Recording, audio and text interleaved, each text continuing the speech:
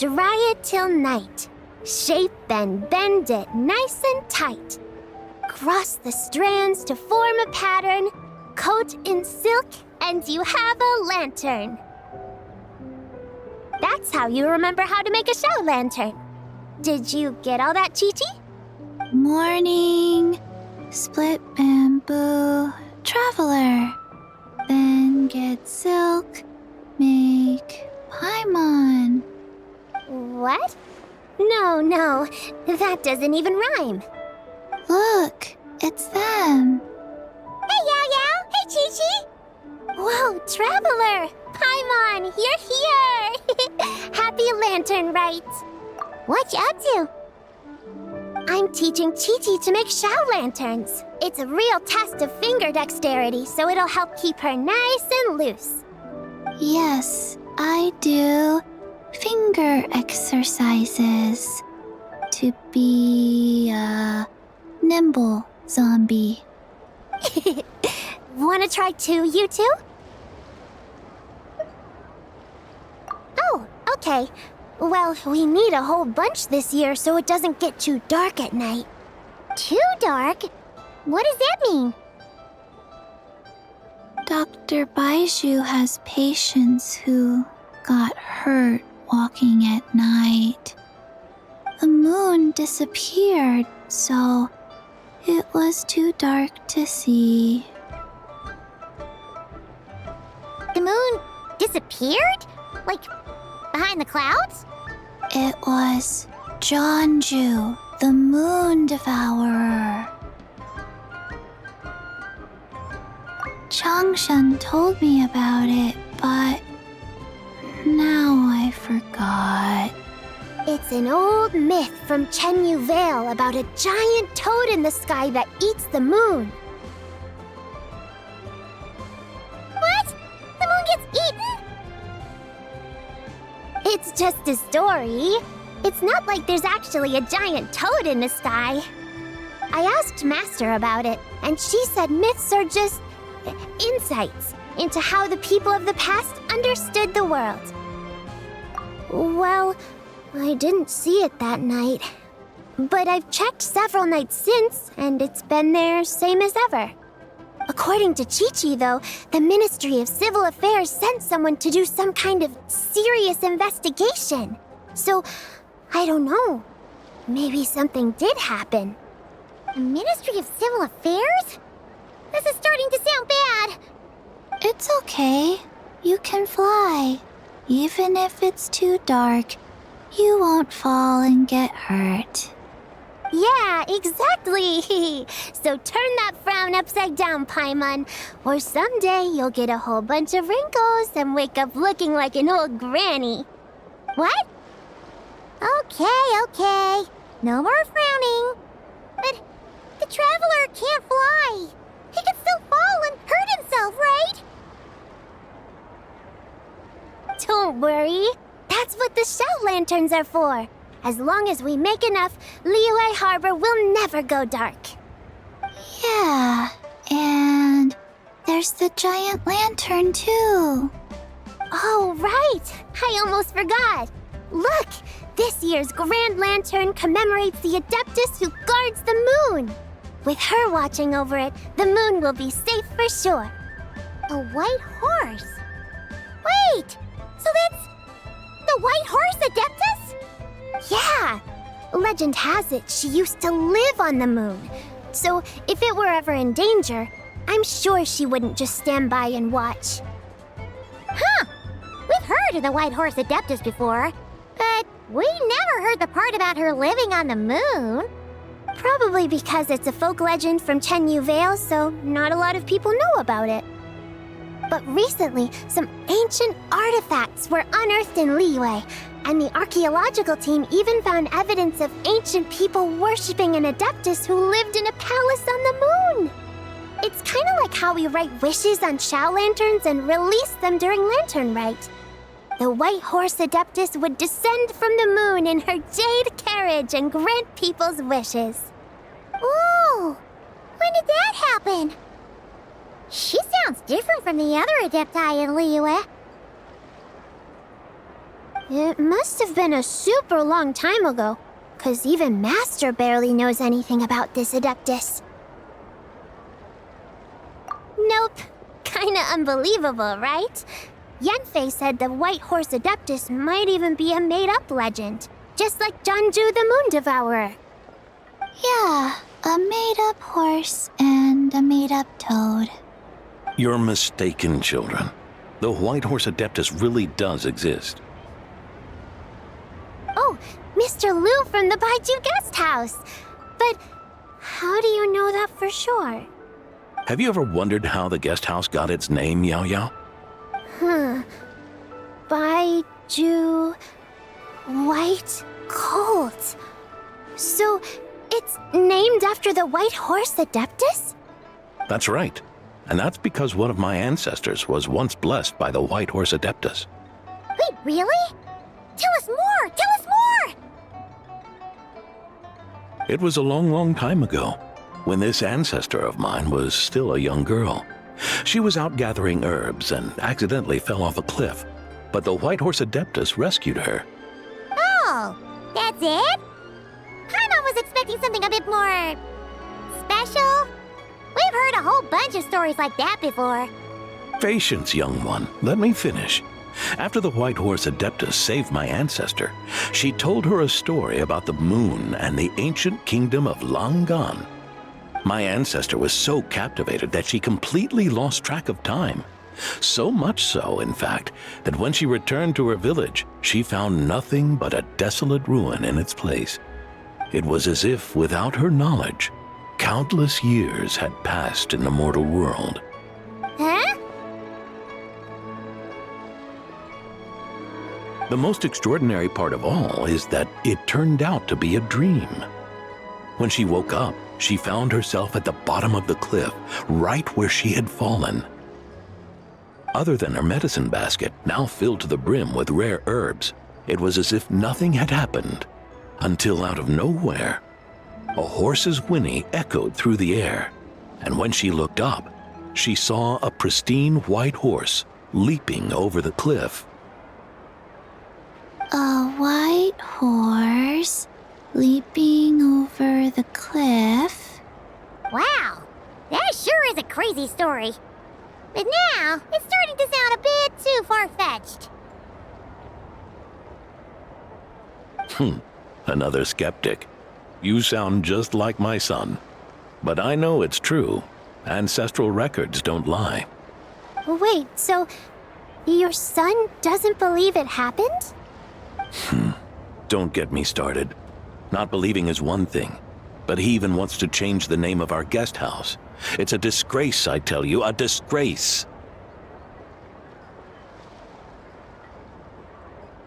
Well, it was getting about time for him to take over the guest house. And what's the first thing he does? Starts going on about how the name doesn't attract enough customers and how we're losing business to Wangshu Inn. Can you believe that? As if Baiju Guest House and Wangshu Inn aren't miles apart from each other.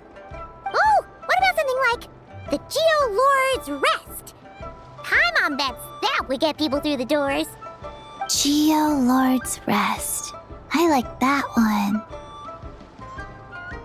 This isn't about getting people through the doors. This is about disrespecting our ancestors. Oh, White Horse Adeptus, my wish is this. Let your divine power be known. Teach my foolish son the error of his ways. Paimon wants to learn more about this Adeptus. Hey, maybe we should ask Zhang Li. Good idea! Mr. Zhang Li is super knowledgeable. He can answer questions even Master has no clue about.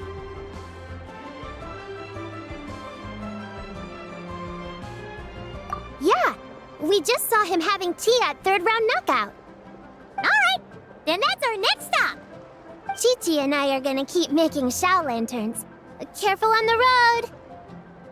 Goodbye, Paimon.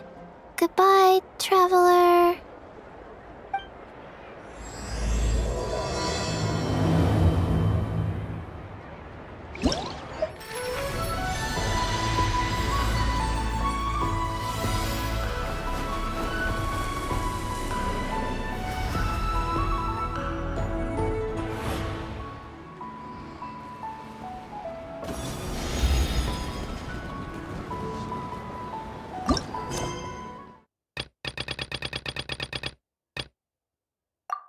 you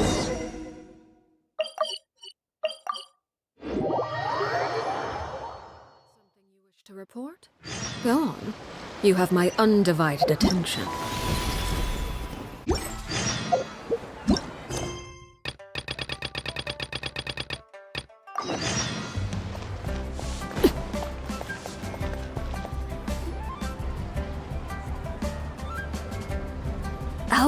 Oh? Oh. Curious. Impressive, right? What's with all the commotion over here? Oh, Traveler and Paimon! Perfect timing! I have something amazing to show you! What is it? Huh? What the? Heart of the Moon is blacked out! Was it really eaten by a giant toad? Huh. I didn't expect you to know the story of Jonju the Moon Devourer, Paimon. Don't underestimate Paimon. She learned a whole bunch of things in Sumeru. But Jonju the Moon Devourer is a Liyue legend. Well, knowledge knows no borders, so there. You're right about that, Paimon. But this dark circle doesn't look anything like a toad to me. A toad's egg, maybe? But that's about it. Oh, wait, Traveler! You've been in Nodcry, right? The people there worship the moon goddess. So you should know what's going on here.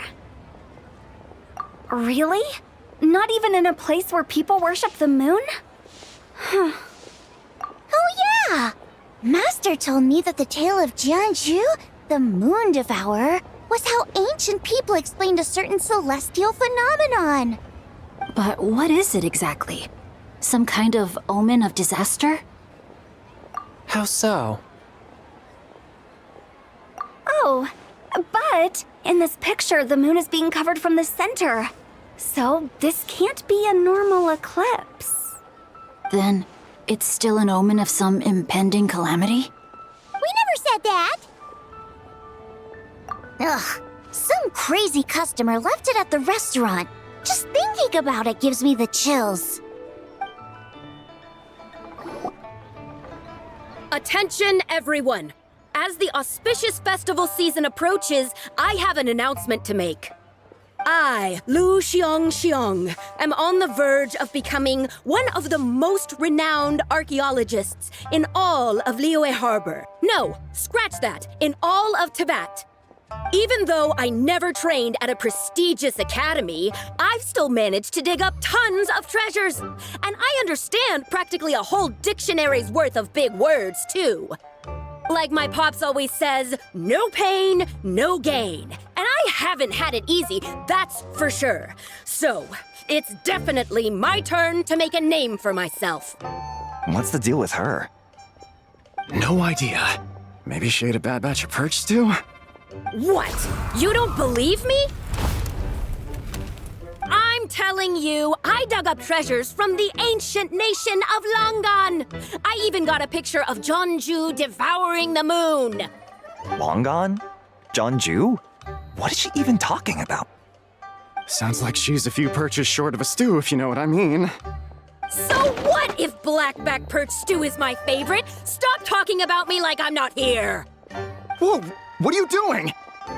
You're just a stupid, ignorant man, and I'm gonna kill you.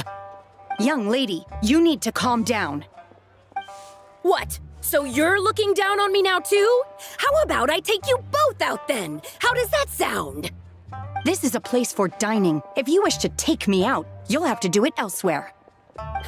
Don't act like you're better than me. Do you know who I am? I'm about to be the most famous archaeologist in all of Liyue. No, Tibet! Show me some respect. It's respect you want? Very well. For the sake of the other customers, we'll do this your way.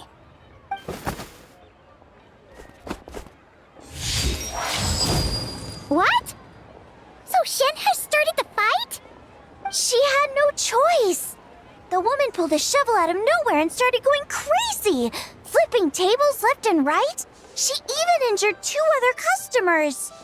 Shenna did what she had to do to restrain her, then took her to the Ministry of Civil Affairs. Thank goodness Aunt Shenhe was there. Or who knows what might have happened.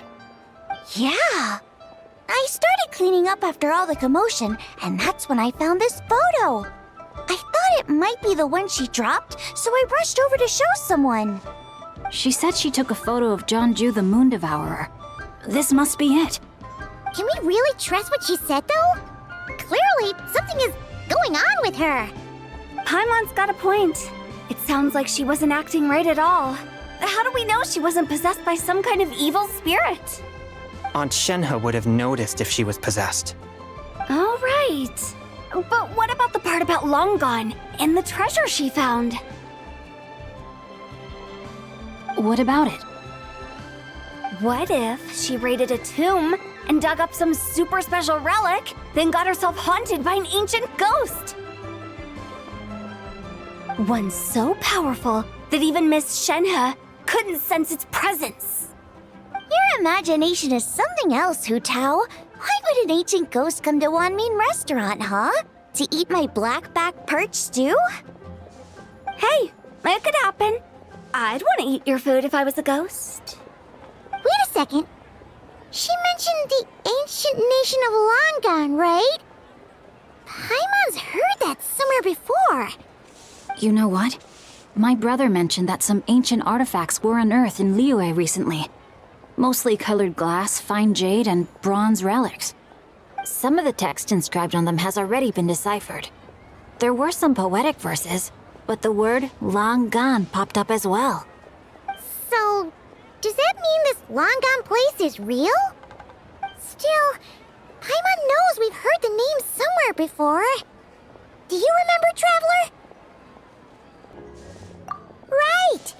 His ancestor heard about it from the White Horse Adeptus. The White Horse Adeptus? Oh, so you must have been to see the giant lantern already. Yep. And it turns out that the White Horse Adeptus is super mysterious, too. Even Madame Ping hasn't met her. Wait, I thought she was the gold-eyed Celadon Mare of the Eight Adepts. That's just the interpretation you believe in, Hu Tao. There are other theories out there, too. The elders of Qingce village believe that during the Archon War, a white horse leapt from a clear spring, transforming into an Adeptus who aided Rex Lapis in battle. In Chenyu Vale, some of the tribes take her to be the daughter of time and trace her deeds to an even earlier era. Yet in other ancient texts, including the relics I just mentioned, she appears as an emissary who listens to mortal wishes, bestowing the blessings of the heavens and moon upon the mortal realm, which is why we write our wishes on Shao lanterns. That's so complicated. So what's the verdict? Which version is the truth?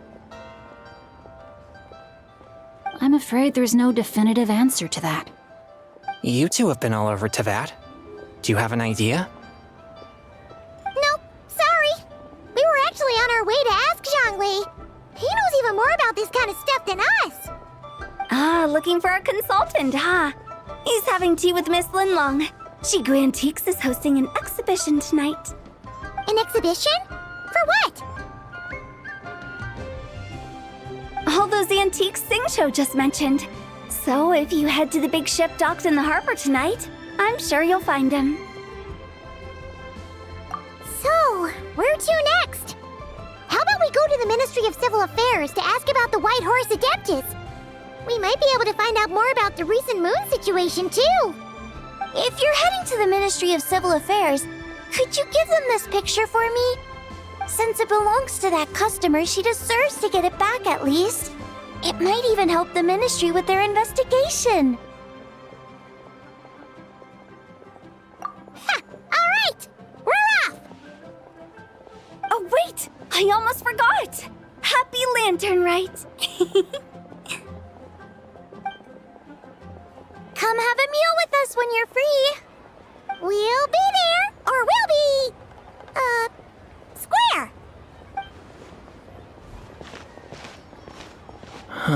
Thinking about it now, could it be possible that photograph was a fake? A fake? You mean like the customer fabricated it to gain academic recognition? Nice one, one, Changyun. I never even thought of it like that. How about we go check out that place tonight? I know exactly where it is. All right. I'll get scolded if I get home too late. Live a little, Singcho. You act like this is a first for you. Worst comes to worst, we'll get Xiangling to cook you something delicious, okay? Well, when you put it like that, I suppose it's worth the risk. You were just waiting for the promise of free food, weren't you? Fine. It's a plan then. We'll meet up tonight.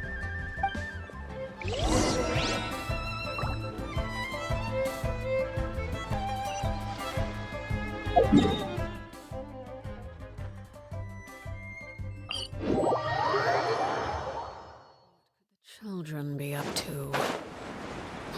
Never mind. Let them do as they please.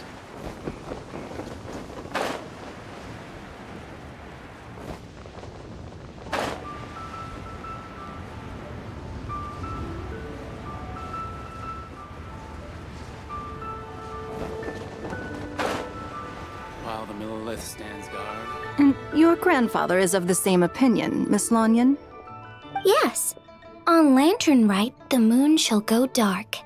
That's what the signs are indicating. Celestial observation isn't Grandpa's strong suit. But he discussed it with several other elders from our clan, and their conclusion was the same. It's consistent with the information we've received from other sources as well. You mean the whole thing? About the legend of Jeonju the Moon Devourer? Happening in real life? Yes, that's one of them. So it's true. I thought it was just a rumor. It's true. But right now, the bigger issue is that all our sources indicate the phenomenon's gonna happen again.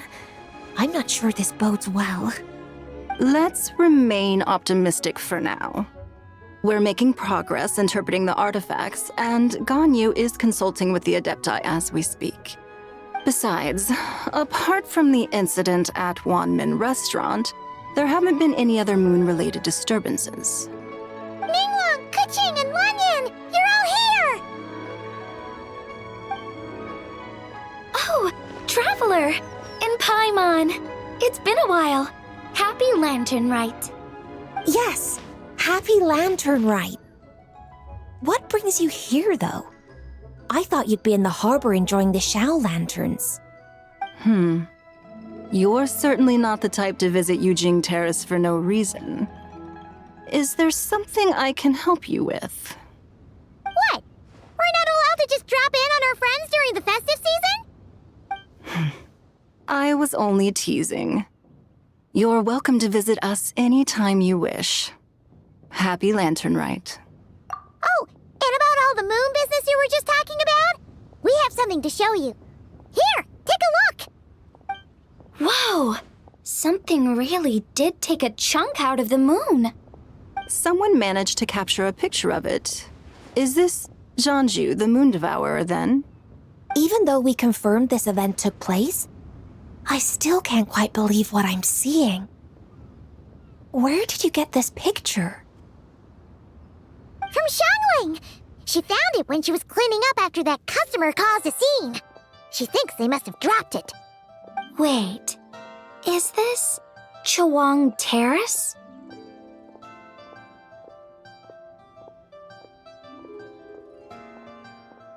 No, it's just where I'm from. It said that Chawang Terrace was where the ancient people of Chenyu Vale communicated with the heavens. And in this picture, the moon happens to be right above Chawang Terrace. I was just surprised, that's all. It's probably just a coincidence. That's interesting because the ancient people of Chenyu Vale migrated there from the chasm area. The chasm? So, that place is involved too?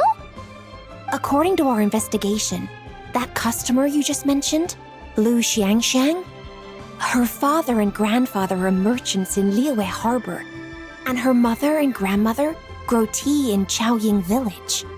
A few days ago, she left her home in Chaoying Village to to join a civilian archaeological team funded by Hoishan Hall and ended up excavating some artifacts in the chasm area. These artifacts were then entrusted to Shigu Antiques and are set to be featured in an upcoming exhibition. Then, of course, the incident at One Mean Restaurant occurred. We suspect something happened during the excavation that left her with quite the shock. And now, it seems like she also went to Chawang Terrace and took that picture of the moon disappearing.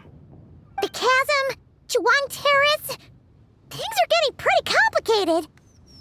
She's not in a good mental state, so we took her to Boo Boo Pharmacy to get some help. Why don't you come with me to check up on her? At this point, you seem invested in this case too. Then let's head there now.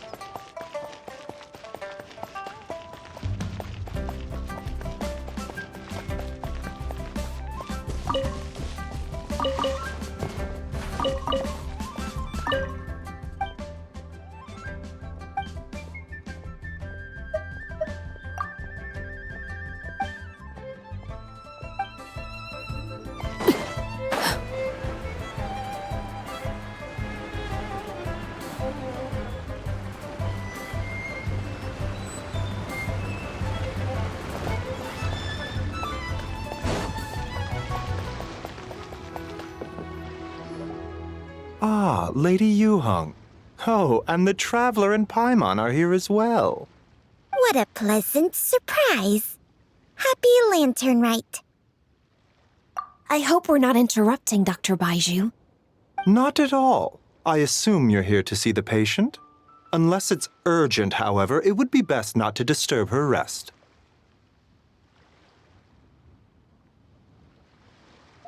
It's quite unstable. She's even more agitated than when she first arrived. And she refused to cooperate when we tried to check her over. I had no choice but to prescribe a calming draught and to have her rest for 2 days. So she's getting worse? That isn't the news I was hoping for. It's just a precaution. Based on an earlier conversation with her, it seemed more like a fixation than anything else. She hasn't lost her mind. That's right. When we asked about it, she kept insisting she was going to be famous far and wide. Well, it might not be far and wide, but she certainly made a name for herself around Yujing Terrace. Even some of the Qixing know who she is.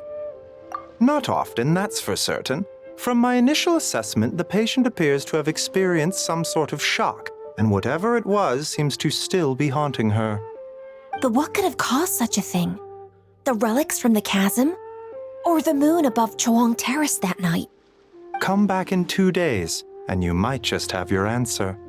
I suppose that's all we can do for now. We'll take our leave then, Dr. Baiju. Of course. If you need anything else, don't hesitate to stop by. Speaking of those relics from the chasm, aren't they being featured in an exhibition tonight? That's right. Are you planning to attend? Yeah! We wanted to have a talk with Zhang Li anyway, and now Paimon's even more curious about these relics.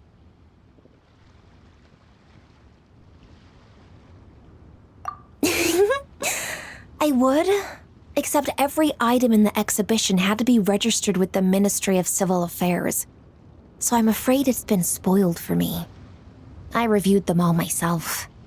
There are some rather peculiar artifacts, that's for certain. We're still working on decoding the ancient text that appears on them. Yeah! The word jade appears a whole bunch, doesn't it? Huh? How did you know? Shincho told us.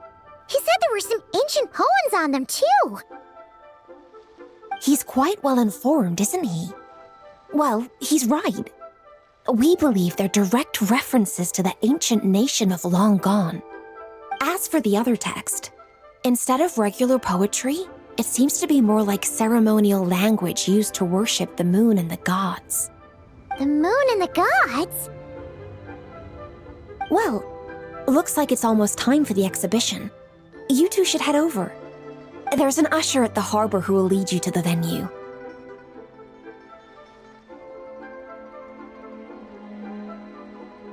Not at all. The exhibition is free to the public. The people of Liyue have a great respect for our history and are eager to learn from it. Plus, the exhibition is being organized by Linlong, the owner of Shigu Antiques. As far as I know, it's been a long-time goal of hers to hold a cultural exhibition of this scale, where people can learn all sorts of information about the past. Yes, we're in for a real treat tonight then! Yes, have a great time. There's still more artifact decoding work I need to finish, so we'll have to part ways here. After seeing the picture you brought, there's a few ideas I'd like to follow up on. You're hard at work even during festival season? Ha! You haven't changed one bit, Kaching. I'm simply fulfilling the responsibilities of my position. That's all. All right, I should get going. See you later. Well, guess we should head over to the harbor and find that usher.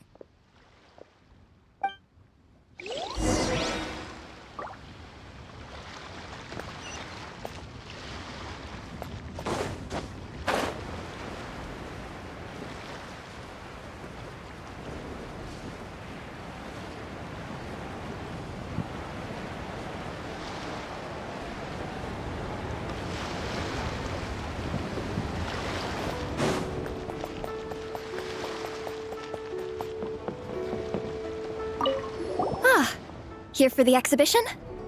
I can after you.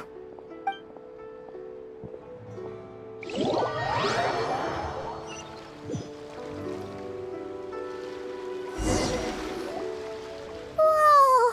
Look at all the antiques on this ship! It's almost too much to take in! Greetings. I trust you've been well since last we met? Aha! Speak of the devil! You're right where Hu Tao said you'd be! Ah, so Director Hu gave me away, did she? Don't act like you're up to some super secret business. We know you just do whatever you feel like. Yo, Traveler! Paimon! What's up? It's been a while, you two. Happy Lantern Rite. Beidou! Yunchin! It's great to see you! You're here for the exhibition too? Yes. When I heard these artifacts were from ancient times, I just knew I had to come learn more about them. I mean, what a discovery, right? Yeah, Ningguang pretty much said the same thing.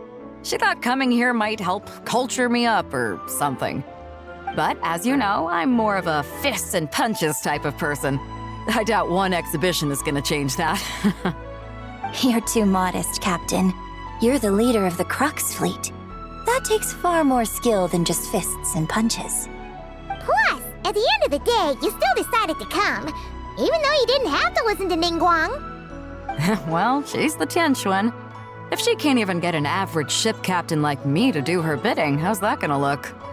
You sure know how to think from her perspective, huh? I guess I do. Anyway, how's everyone enjoying the exhibition? I heard that if you see something you like, you can negotiate the price with the owner and take it home. Wait, so we can buy this stuff? Indeed. Although Shigu Antiques is hosting this exhibition, many of the items come from private collectors. As long as both parties reach an agreement, you can make an offer of mora or an equivalent trade. Well, shall we continue our conversation as we look around? Let's go! Paimon's super curious about all this stuff.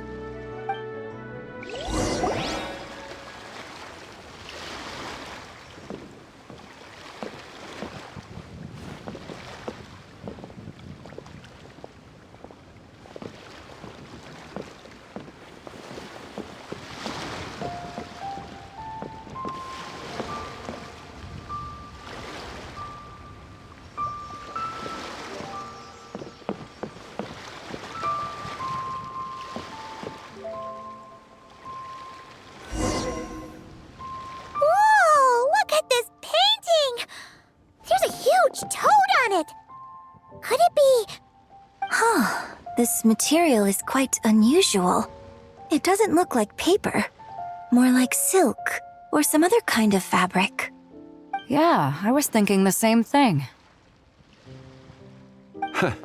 Well spotted. This is a painting of Jeonju, the Moon Devourer, made primarily with mulberry silk. Such craftsmanship is rarely seen in modern-day Liyue.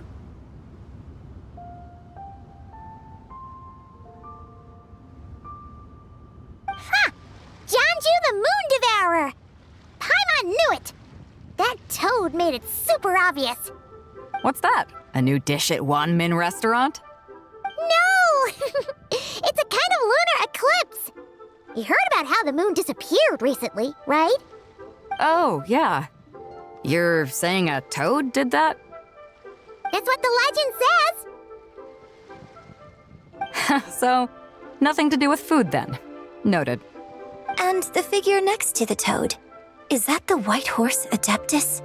From the stories I've heard, her palace lies on the moon. That would seem to be a logical assumption. No. In fact, this item was discovered in Chenyu Vale, and many years ago at that. Oh, so it's from Chenyu Vale? Actually, that's not quite right.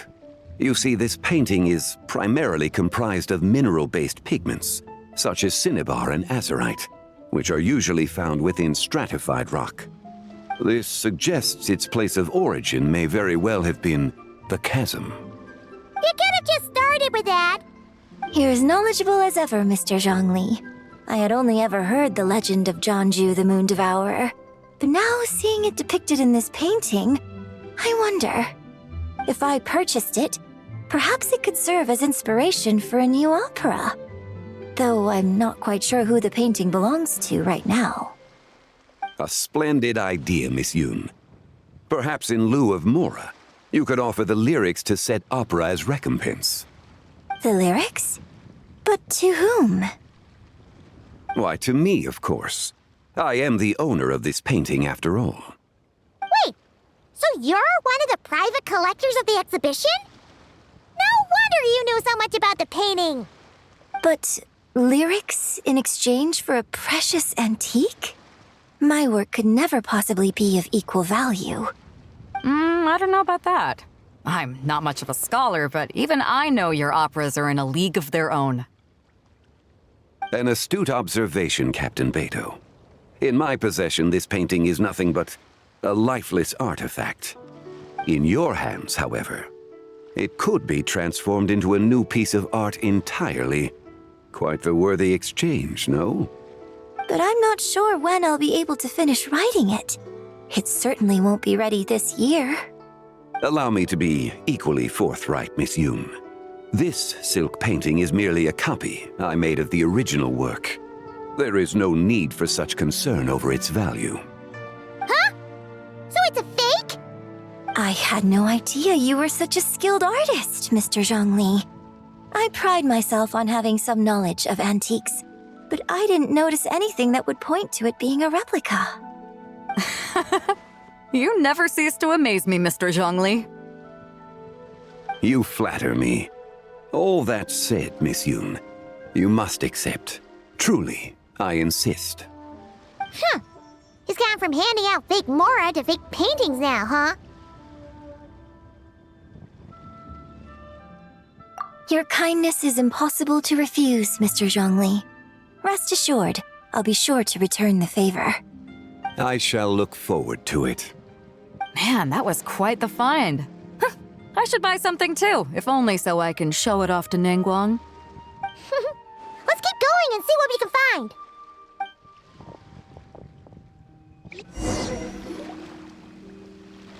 Wow. This bronze war chariot is really something. It must have quite the story behind it. I've never seen anything like it before. Do you know what this is, Zhongli? Ah. I heard from Miss Linlong that a carriage made of Celadon jade was unearthed in the chasm. A copper canopy, a body adorned with flowing clouds and geometric patterns. Yes, this must be the one. A precious piece indeed. This thing's gotta be thousands of years old, right? Crazy to think people back then were capable of such intricate metalwork. Too often, we view the past and future through the lens of the present. Objects that fascinated us as children seem crude later in life. And that's only after a few decades or so of separation. If one were to stretch time across hundreds or thousands of years, one might discover that time is not always a force that pushes things forward. It would seem the people of that era managed to create a remarkable civilization in their own right. Makes me want to get my hands on this even more. Ningguang's gonna be so jealous, don't you think? Ah, has this war chariot caught your eye, Captain Beidou? Oh, you must be Linlong from Shigu Antiques. Nice to meet you. This exhibition has been amazing so far. Well, that's all thanks to supportive patrons like you and Mr. Zhongli, of course. As for this war chariot, it was discovered by an archaeological team sponsored by Huishan Hall. The price comes in at 90 million mora. How much? 90 million? Woo, looks like my eyes were a bit too big for my wallet. Quite a bargain. A bargain? 90 million mora could feed Paimon for like 1,000 years! And if you actually went on an eating spree that long, perhaps you'd be considered an antique worth that kind of mora, too. What, 90 million? Nuh-uh! Paimon's worth way more than that! Well, if Mr. Zhongli thinks it's a good deal, I'm sure it's worth it. Beidou's putting way too much faith in Zhongli. What if he's only here to drive up sales? I'll take the chariot, Miss Linlong.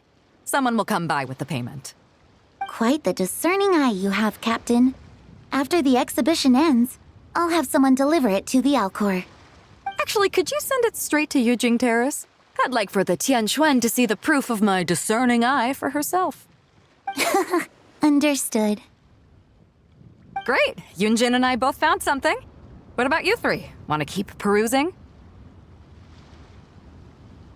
And don't worry about the mora. It's all on me. Nobody's going home empty-handed tonight. I appreciate your kindness, Captain, but I'm afraid I have some private matters to discuss with Miss Linlong. In that case, don't let us keep you, Mr. Zhongli. Right this way.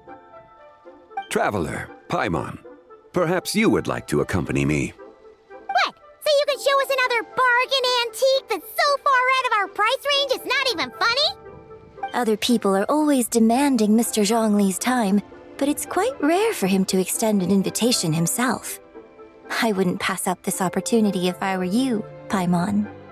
Yeah, just don't forget to come aboard the Alcor for a drink later.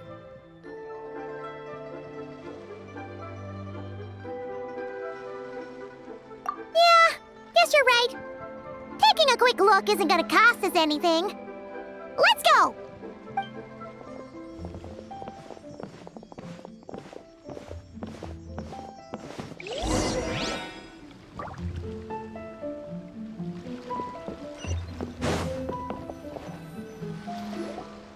These are all the jade pieces that were found, Mr. Zhongli. Wow! So many styles! What kind are these? These are a type of ceremonial jade. You're familiar with Chenyu Vale's rain jade, right, yes? Oh, yeah! So these pieces are all used in the rain jade ceremony? Well, you may not know, Paimon, but before the rain jade rite came into practice, Chenyu Vale was known for a different ceremonial tradition that also involved jade. The bee is used to honor heaven, the Tsong to honor earth, the Gui to honor the east, the Jiang to honor the south, the Hu to honor the west, and the Huang to honor the north. These form the 6 ritual jades. It's unfortunate, however, that Miss Linlong's set is missing both the Gui and Hu pieces. Oh, I know. These jade artifacts are from such an ancient time. It's proved difficult to track them down, even for our establishment. No matter. You happen to have precisely the piece I was looking for. Huh? This broken jade token? I didn't expect this to catch your eye, Mr. Zhongli. It isn't one of the 6 ritual jades. An affect belonging to an old acquaintance of mine. An old acquaintance? One of your collector friends, Mr. Zhongli? You could say that. Traveler, take a closer look.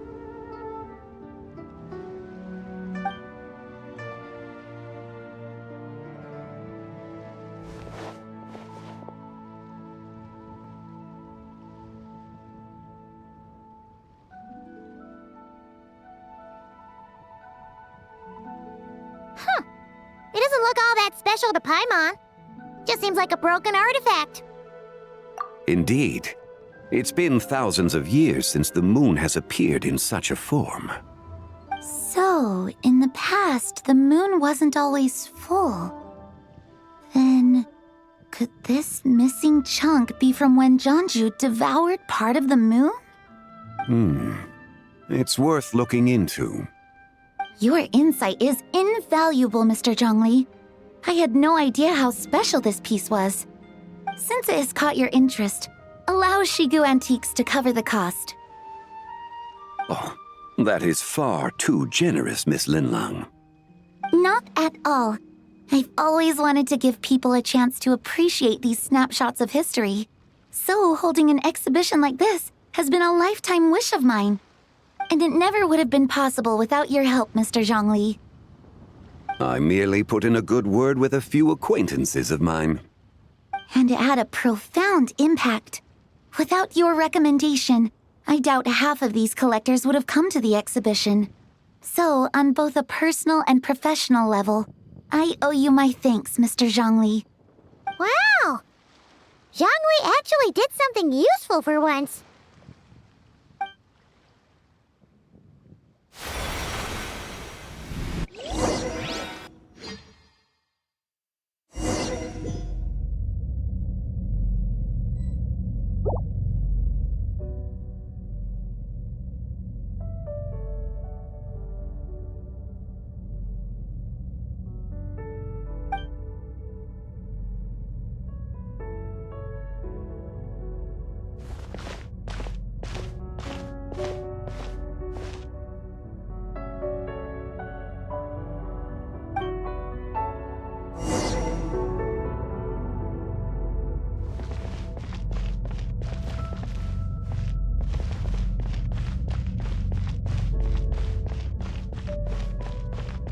Three, 5, 7.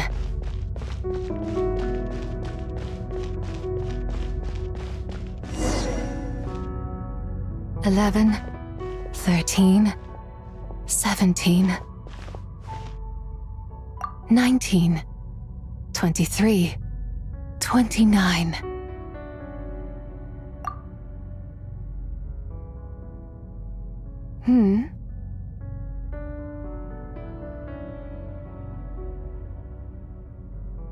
You also enjoy counting in such a fashion, lost child? The same loneliness as them. It seems to exist in your heart as well. Me? I'm sorry, I don't remember. The shadow of the moon? Or a dream of time? I'm sorry. No one has asked me such things before. I've been here for so long. There is much I have forgotten. I know nothing of your arrival. All I know is the longing in people's hearts. Yet, I sense the moonlight's guidance within you, child. Perhaps that is what brought you here. You seem confused. Perhaps I can help in some way. The path home is... that direction. I believe someone told me that before. But I was never able to reach the end. You should take a look. No need. It would seem... My time has already run out. Farewell. May the moonlight ever shine upon you.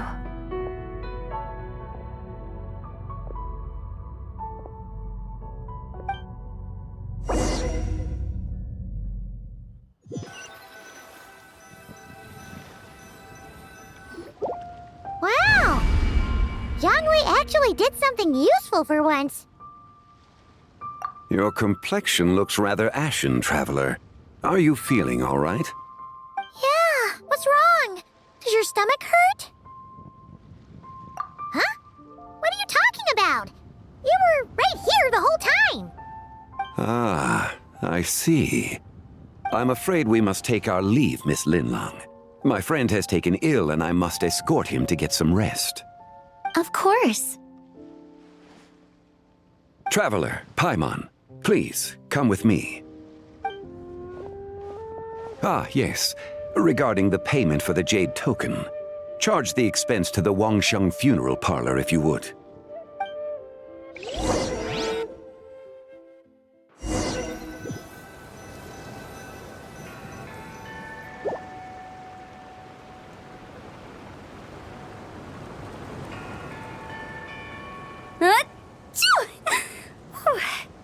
Guess someone's thinking of me.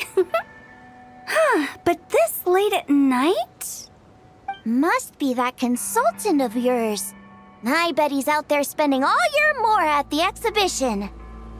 Yeah, he'd be the perfect employee if he just knew how to rein in the spending.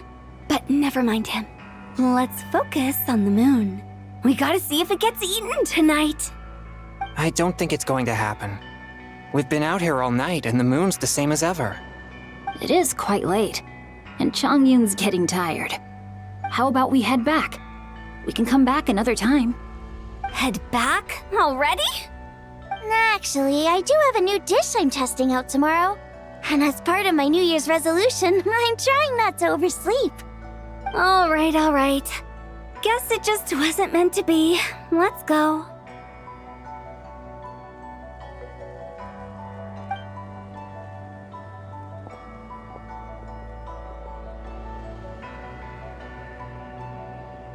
When the sun's out, bathe in sunlight. When the moon's out, bathe in moonlight.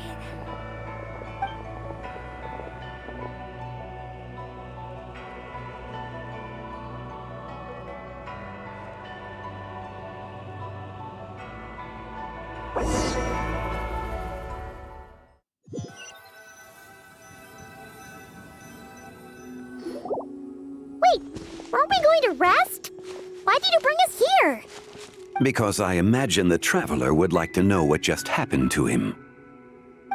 Oh, right. Paimon's confused, though. She could have sworn you were there the whole time. Oh, how is that possible? It sounds like his spirit formed an inexplicable connection with the being in that space. Ah, you suspected from the beginning, didn't you? Indeed, the being you met is the fabled White Horse Adeptus, and the original owner of this Jade Token. Her name is Zibai. Wait, does that mean she's inside this token? No, she does not reside within this token, but rather within the moon's shadow. This token is merely a medium. Word has it you accomplished quite the feat in Notcry. You and your friend brought the Frost Moon back to Tevat. Tell me, did you ever wonder about the other moon? The one that hung in its place for thousands of years? We never really thought about it, but it must have been a fake, right? A fake moon! Indeed, it was false. Its true nature, nothing but a projection of the moon. It also happens to be the prison that confines Zibai to this day. Wait, the White Horse Adeptus is trapped inside that projection? Then we need to rescue her! But the moon in the sky right now is the real one, right? Where did the fake moon go? And why can't Paimon see it? With the return of the true moon, the shadow naturally lost its place in the heavens. Now, it is disintegrating bit by bit. It's a process that comes and goes. When it occurs, it looks like the moon is being obscured by a black shadow. But when it stops, the shadow disappears and becomes invisible to the eye. So, you're saying there's an invisible fake moon blocking the real moon right now? Indeed. Okay, this is not what Paimon was expecting. My hypothesis is that people's wishes could be what trigger the periods of disintegration. After all, when you experienced that episode just now, it was precisely when Miss Linlong spoke of her own wish. Wait, is that because the White Horse Adeptus answers people's wishes? The legend must be true then. So, that means the more wishes we make, the faster the fake moon will disintegrate, right? Then it won't be long before the White Horse Adeptus is free! Quite the contrary. After countless years trapped inside, the two have merged into one. When the moon shadow is gone, Zebai will cease to exist in this world. Oh no! So, by bringing the moon back, we actually hurt the White Horse Adeptus? Do not burden yourself with such thoughts. Because of your actions, a promising opportunity has presented itself to us. Let us not forget, what is crumbling is also precisely that which imprisons her. Yes, and that is why I invited you here tonight. Your connection to that broken jade token confirms that you can do what I envision. However, while I had hoped to receive your assistance, this matter could have significant ramifications. I must admit a certain reluctance to implicate you in that secrets.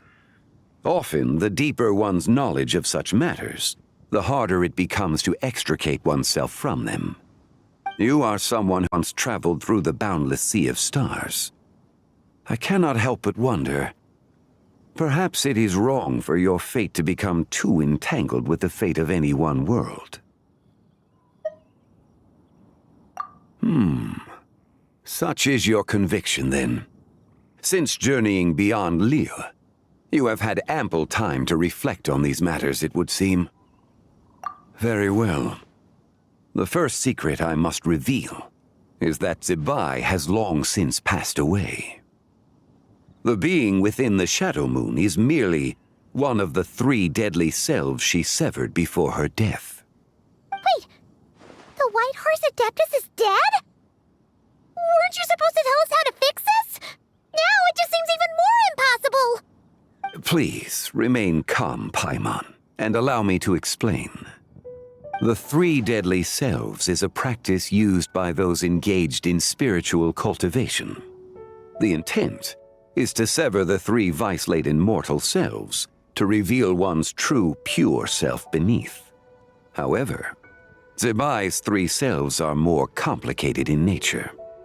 Because in the moment before her death, someone preserved the shattered essence of her soul and placed the fragments within her 3 deadly selves. If we retrieve the 3 fragments of her soul, there is a chance we can restore her presence in the mortal realm. So that means we can bring her back to life? Yes, provided we retrieve the fragments of her soul's essence from the 3 deadly selves. Indeed, the being you encountered was Zebai's first deadly self, Zeju. After Zebai's death, she ascended to the heavens and became one with the Shadow Moon. The essence that resides within her is a heavenly soul, also known as Taiguang. Thus, this self is the closest to Zebai's true nature.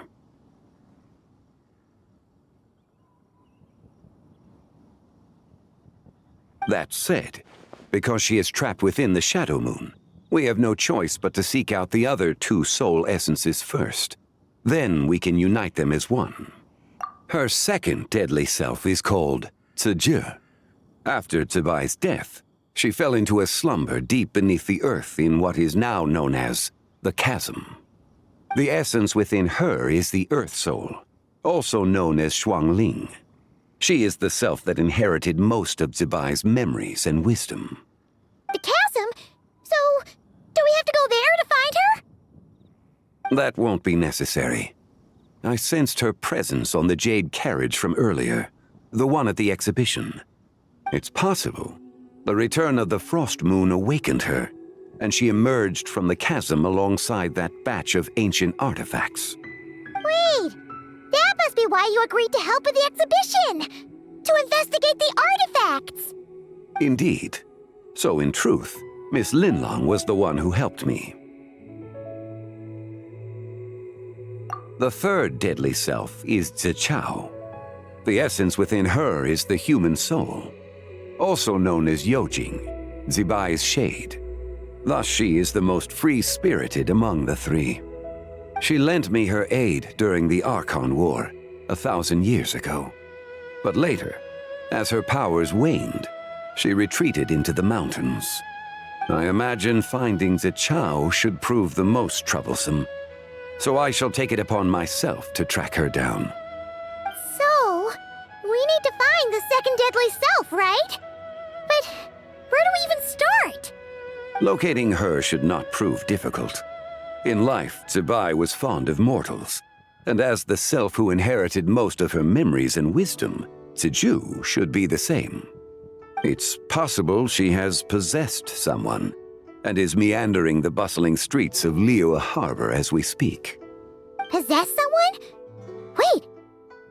Are you thinking what Paimon's thinking, Traveler? What if she raided a tomb and dug up some super special relic, then got herself haunted by an ancient ghost? Exactly! Lu Xiangxiang! It seems you have a lead in mind already. She'd still be at Boo Boo Pharmacy. She was super agitated when she first got there, so Baishu gave her some calming medicine and told us to come back in 2 days. Do you think it could be her, Zhengli? It's quite possible. The deadly selves are impure beings that can easily influence mortal minds. A sound plan. Well, I should get started on my own investigation then. But you're leaving already? I must. Zichao went into hiding after the Archon War. If I am to have any success tracking her down, and there's no guarantee, I should start sooner rather than later. But there's still so much you haven't told us! Like, who the White Horse Adeptus actually is, and how she died in the first place! Not to mention who it was that preserved the fragments of her soul. Should our endeavor prove successful, then naturally those answers will follow. If not, speaking of them would be rather meaningless. Huh. It would seem that this is a question you are unwilling to set aside. Very well. I shall tell you. It was the Avatar of Time.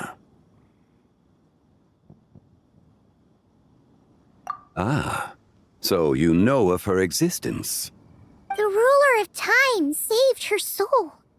Indeed. Preserving what remained of Zibai's soul in the moment before her death. Only the power of time could be capable of such a thing.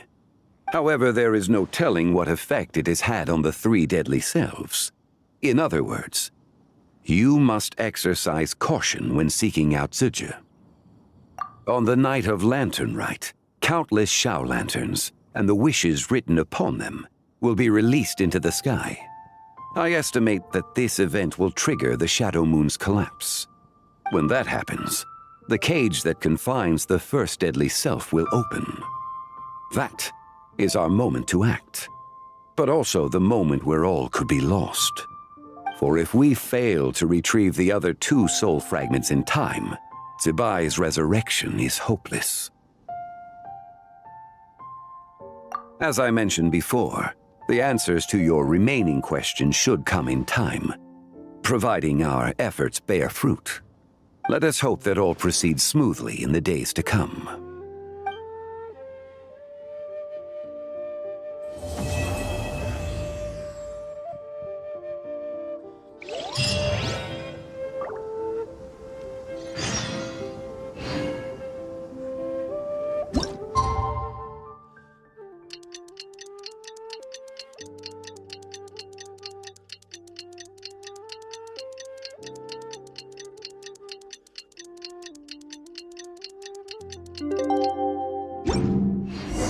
Oh, should we head to Boo Boo Pharmacy today? Fingers crossed we learned something useful.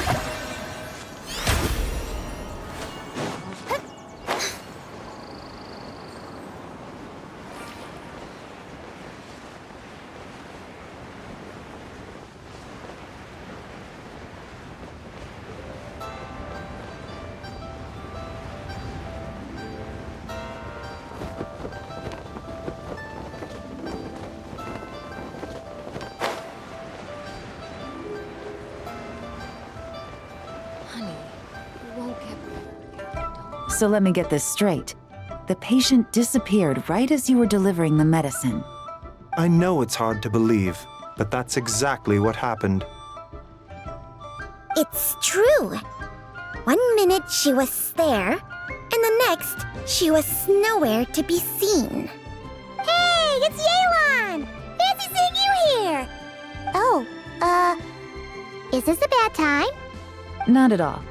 Just a small roadblock in the case I'm working. Ningguang asked me to investigate a patient named Lu Shangshang. If you're here to find her too, then you're out of luck, I'm afraid. She went missing this morning. What? According to Dr. Baiju, the patient vanished right under his nose. But it just seems like that should be impossible. There 1 second and gone the next? Pretty sure Xiao can do something like that. Then you're suggesting this Lu Shangshang is the vigilant Yaksha in disguise? Or some other adeptus? Guess not. But this is so weird! How can a living person just vanish into thin air? Unless... Linny decided to take his act to Liyue? Who is this Linny you speak of? He's... Oh, never mind. Paimon's just grasping at straws. Let's set aside the how for now, and focus more on the where. You mentioned this patient has a strong obsession with achieving fame and recognition? Yes. She kept talking about becoming a renowned archaeologist and making a name for herself. So, are we looking for a place where it's super easy to become famous? I think we should check out the Xiao Lantern crafting stalls. Because it's easy to become famous by making Xiao lanterns? Not exactly. When the people of Liyue need a solution to a problem, their first thought would be to pray to the gods and the Adepti.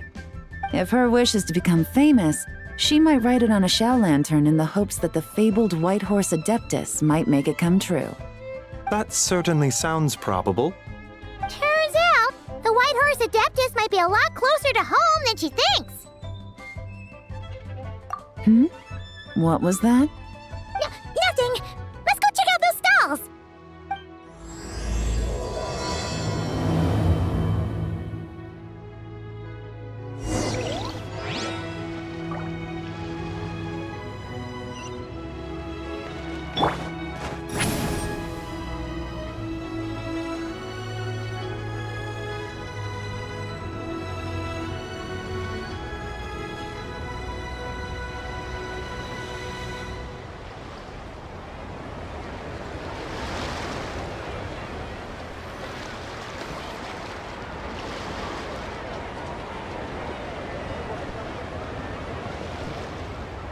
Alright, we're here! Still no sign of Lu Shangshang, though. As long as you're patient enough, Paimon, you'll find that hunting down people is no different from hunting boars. We need to blend into the environment, or we risk alerting the target. So as far as everyone here is concerned, we're just ordinary tourists. Oh, okay. If we need to blend in, Then let's make some shell lanterns and write our wishes down, like everyone else. What's your New Year's wish, Yelan? I haven't given it much thought. Oh, and it can't be work-related. You gotta take a break once in a while, right? You're always digging out this suspect, tailing that criminal, hunting down this gang or that. Which is super amazing and all, but it's gotta be exhausting. Really getting into this, huh? You said to blend in, right? Come on! It's all part of the act! So you gotta think of something! Then I suppose it'd be to go traveling the next time I get the chance. Traveling? That's our bread and butter! Wanna join us? Thanks for the offer, but my desk is piled high with reports on your exploits. And that's not quite the kind of traveling I had in mind. I was thinking more the lie down and do absolutely nothing kind of travel. Ah, something a bit more easy and breezy, right? Hey, wait! We know just the place! The Easy Breeze Holiday Resort in Netland. It's super relaxing and full of fun activities. You've got the beautiful ocean and tons of cute little creatures called Asha. Seriously, you gotta go! I suppose I'll have to check it out. Hey guys, happy Lantern Rite! What a coincidence! You here to make shell lanterns too? Well, it's that time of year, am I right? Thought I'd join in on the fun. You can't have Lantern Rite without making one of these. What you gonna wish for? Aw, man, it's kind of embarrassing, but whatever. The truth is, the mighty mythical beasts are seriously struggling with recruitment. So I'm hoping to find a few apprentices and teach them the art of wushu dancing. Awesome! Shurfugami, here we come! Whoa there, Paimon! One step at a time. I actually need to find people first. Yeah, but Paimon bets people will jump at the chance to learn from you! Well, I wouldn't be so sure. Wushu dancing is super physical and takes a lot of hard work to master, so it's not easy to find people. At this point, if the Adepti can't help me, no one can. I'll do it! Huh? You just said you wanted an apprentice, right? Well, I'm offering. What do you think? Whoa, the White Horse Adeptus works faster than I thought. Traveler, it's her, Lu Shangshang. Our target! Hey, didn't you hear me? I said I wanted to be your apprentice. No need to shout. I heard you the first time. What's your name? Step back a bit, Gaming. This person could be dangerous. What? Hey, what are you trying to do? Do you know who I am? Get back! Lu Shangshang, we have no intention of harming you. We just need to ask you a few questions. Get back, I said! Try to remain calm. If you come any closer, I'll...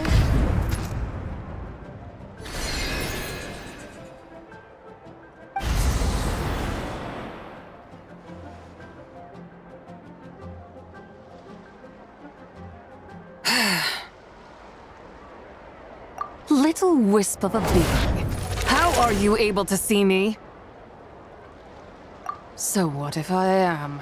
Leave at once!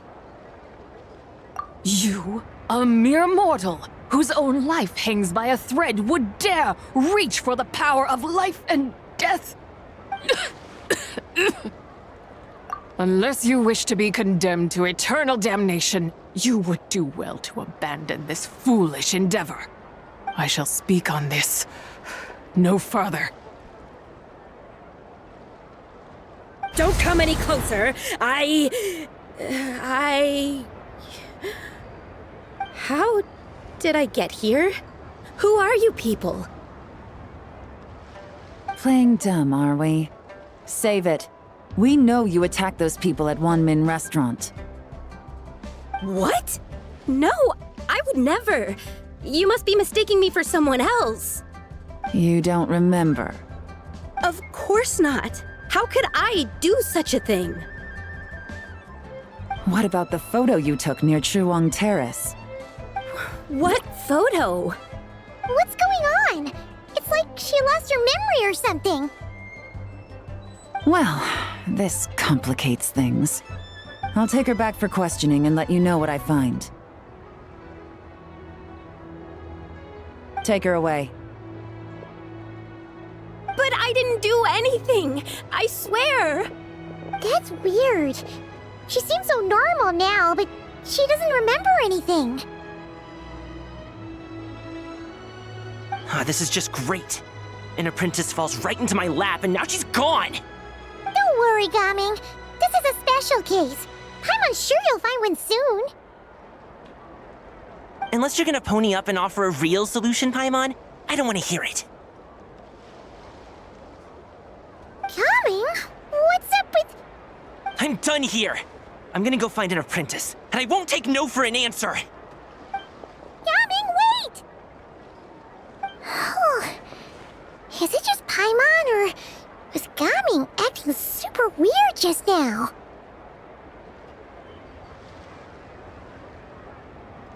What? How do you know?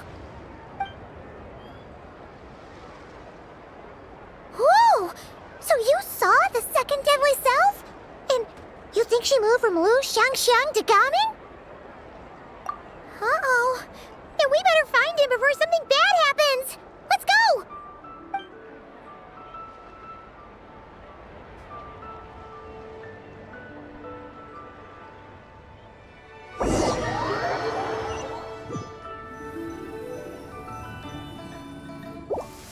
Alas, why must Cloud Retainer inflict such woe upon us, Mooncarver? By the order of Rex Lapis, we were supposed to make haste to the harbor to stand watch. Yet we arrived late, for you, in your inscrutable wisdom, chose that very moment to tend the mint. It is no wonder Cloud Retainer banished us to the wilderness in anger. A pity only that I, blameless as I am, was made to share in the punishment. Blameless indeed. You speak as if it was not you who decided to plant all that mint in the first place. Yet now, in its wretched state, overrun by blight and vermin, you would turn away? Utterly heartless, I say. Were I truly that heartless, would I have rescued those seedlings from this desolate wasteland, granting them haven in your hallowed garden? Alas, if blame must be laid, let it fall upon Cloud Retainer for failing to recognize the virtue of our plight. Ah, at last a sentiment with which I can agree. If ever Cloud Retainer is away, we should steal into her abode and plant a veritable field of mint. A tempting little ruse, is it not?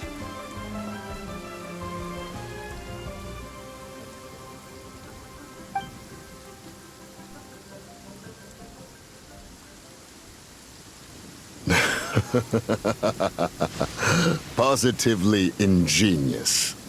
Please stop chasing us. Just let us go. Get back here! If you keep running, I'll kill you! Please, we don't know anything about wushu dancing. Just leave us alone. What? You think I'm not good enough to teach you? Just agree to be my apprentices, and then we can talk. That child looks somewhat familiar. Ah, it appears to be the wushu dancer from Liyue Harbor. I have seen him perform on occasion. Come, let us take a closer look. Has trouble befallen you, young one? Perhaps we can offer aid. Oh, thank the gods. Please, sir, you have to help us. This guy's trying to force us to become his wushu dancing apprentices, and he won't take no for an answer. Oh, so it is you who require aid, not the other way around. Get out of the way, old man!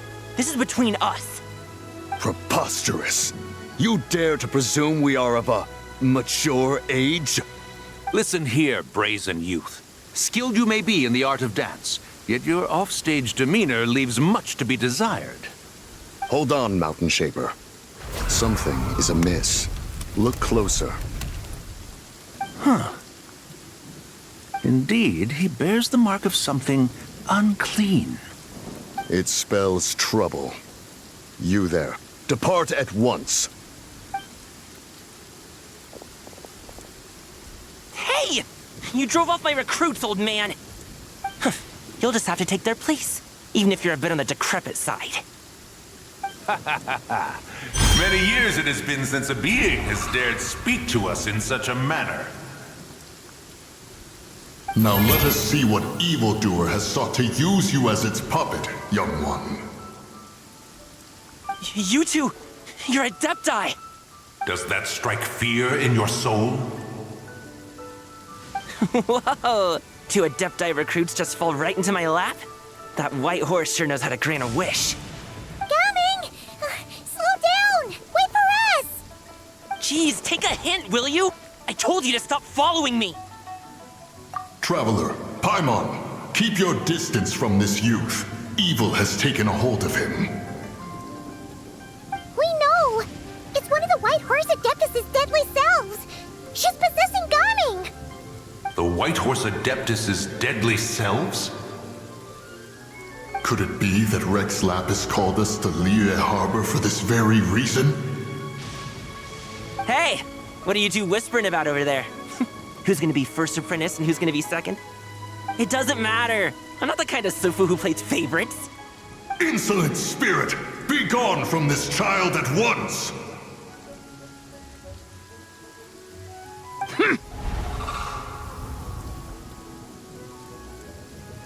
Little mite of a mortal. Getting in my way again, I see.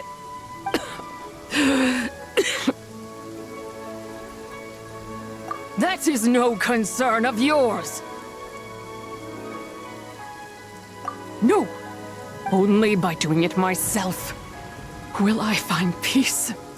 Otherwise, rage will consume me. If I lose control, all will turn to dust. The curse of time. The memories this body holds. Come no closer. This is your final warning. Insolent spirit! Be gone from this child at once!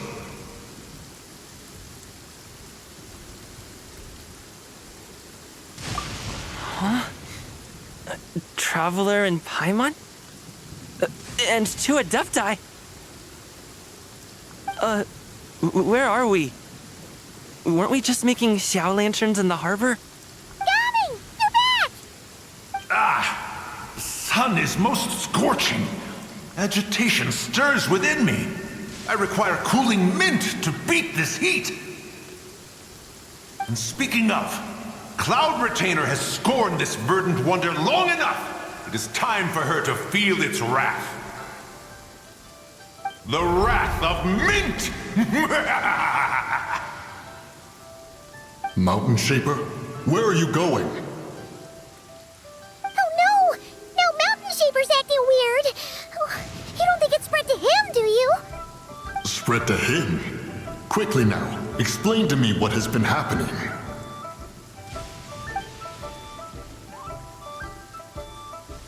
What? Was I really that rude? Jeez, someone get my dad to throw a slipper at me. I'm so... Oh, you okay, Gaming? He is fine. It is simply exhaustion. But to think Mountain Shaper would succumb to something like this, it is most unexpected. So, what do we do? We can't just leave Gaming like this, but we can't ignore Mountain Shaper either, right? My cultivation level rivals that of Mountain Shaper. Were I to give chase, Zizha would but flee from his form and take refuge in mine. Seek out Streetward Rambler. Cloud Retainer and the Conqueror of Demons should be with her. I shall take this child back to the harbor and join you post-haste. Whoa! What are all the Adepti doing together? Rex Lapis charged us with keeping watch over Liyue Harbor should danger rear its head. I dare say this is the very crisis he anticipated. Come, we must devise a strategy before confronting Zizia.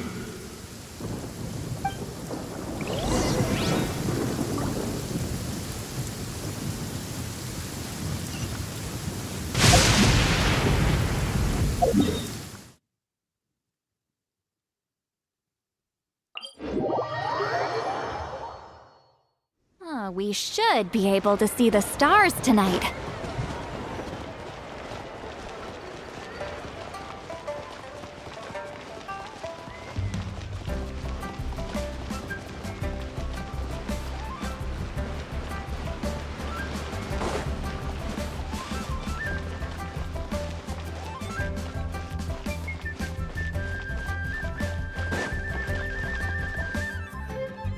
The White Horse Adeptus? You mean the mysterious white mare that aided Rex Lapis during the Archon War? Even if it's not her, there must be some connection. She always avoided us back then, and I never knew why. Rex Lapis's recent trip seems to be related to this person as well. Xianyun! Madam Ping! Xiao! Great! You're all here! Ah, Traveler. It has been quite some time.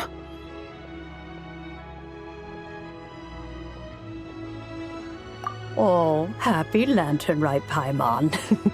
You're as lively as I remember. I trust things have been well. Sorry, Madam Ping. No time to catch up. Something terrible has happened. What is it? Has Mountain Shaper gotten himself into trouble? Mooncarver is here with you, but he is not.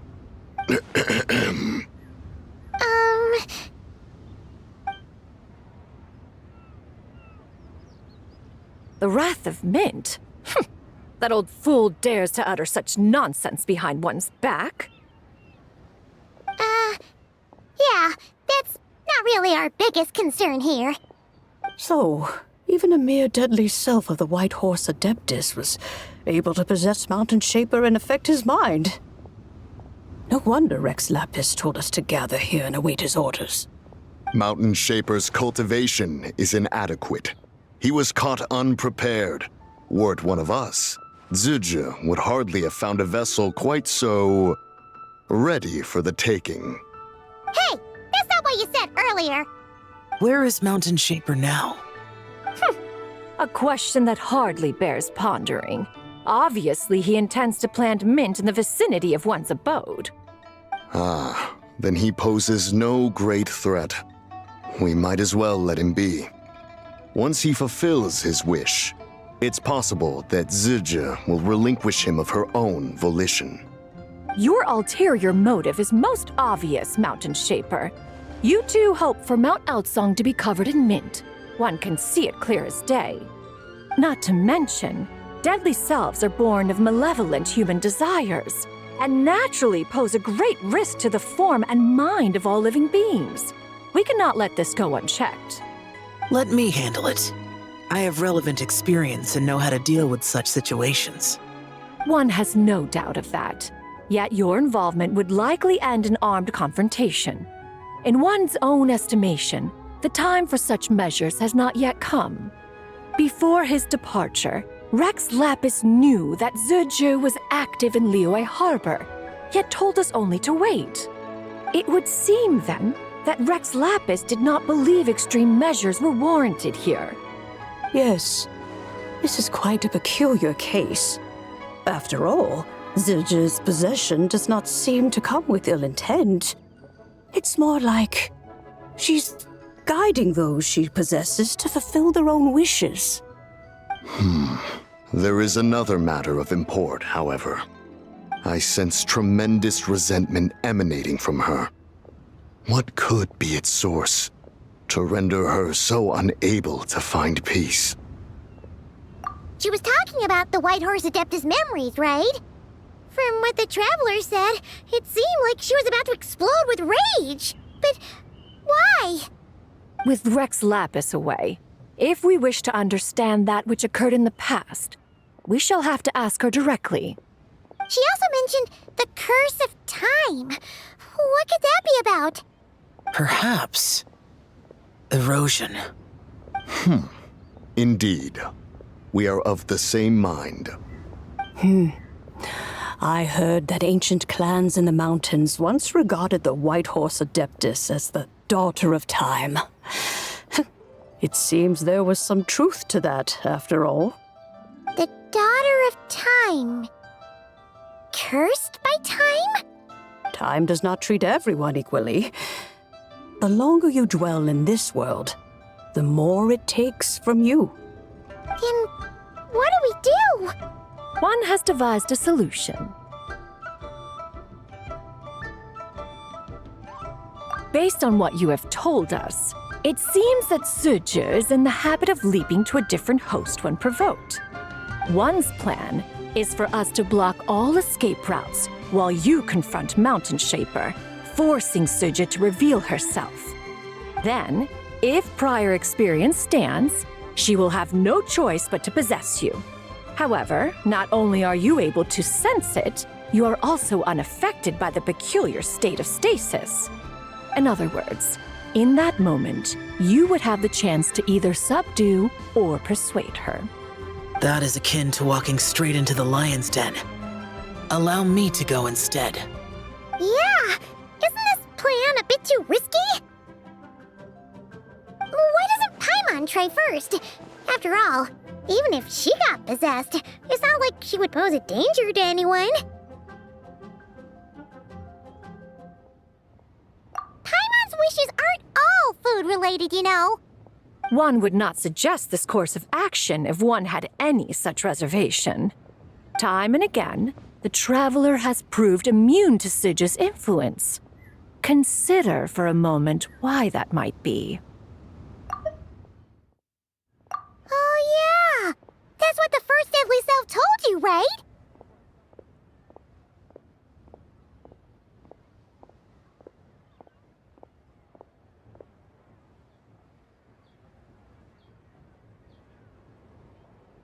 Perhaps your time in Nodcry left you with the blessing of the newborn moon goddess, traveler.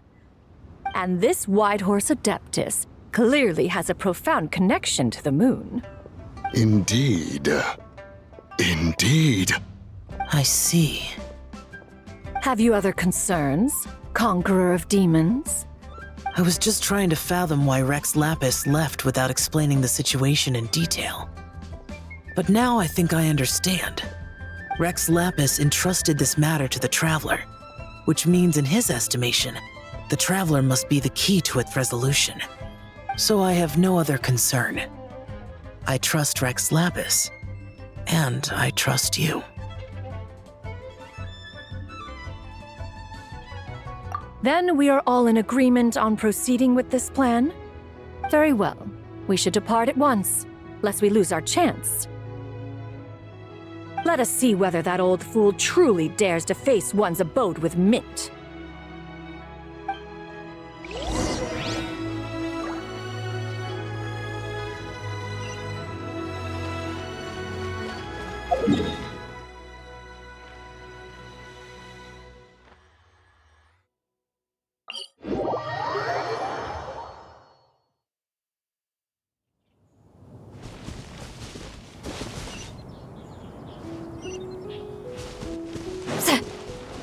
Return to the skies!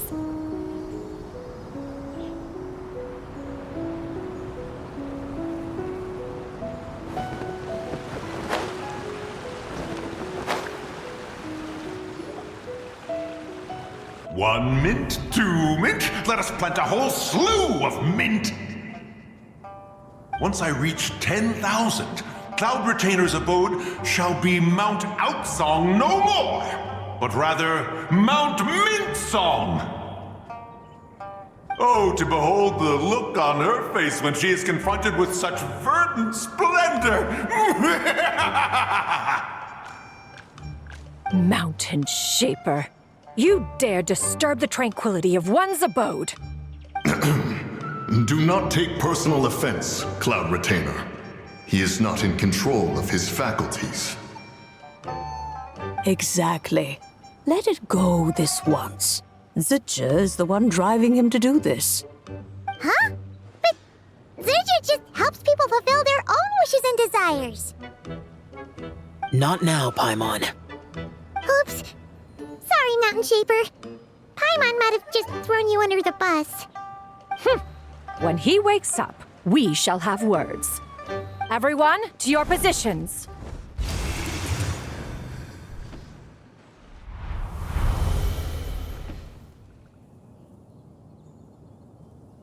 Be careful. A pest? I must catch it! Again!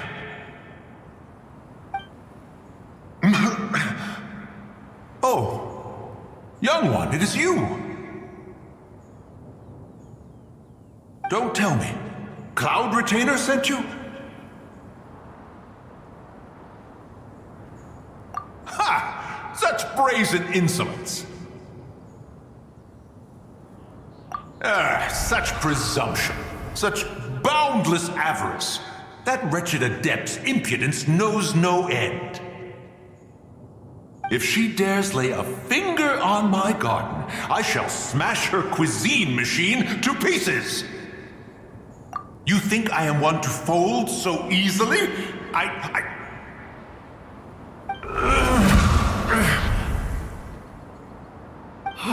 Insolent mortal! Time and again, you interfere in that which is beyond you. You make it exceedingly difficult to contain my rage.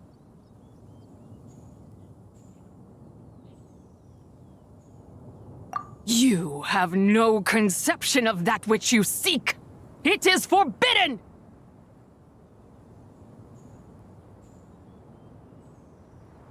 You know nothing of my past. My warning was given. The cost entwined with this is beyond what you can bear. Stubborn mortal! You... Very well.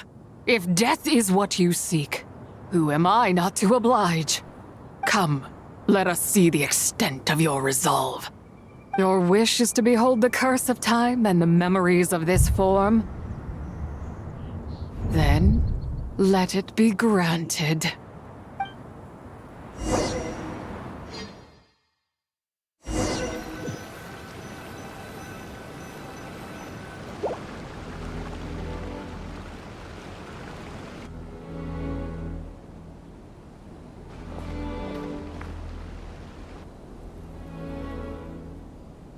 You who seek death, stand before me. My prison.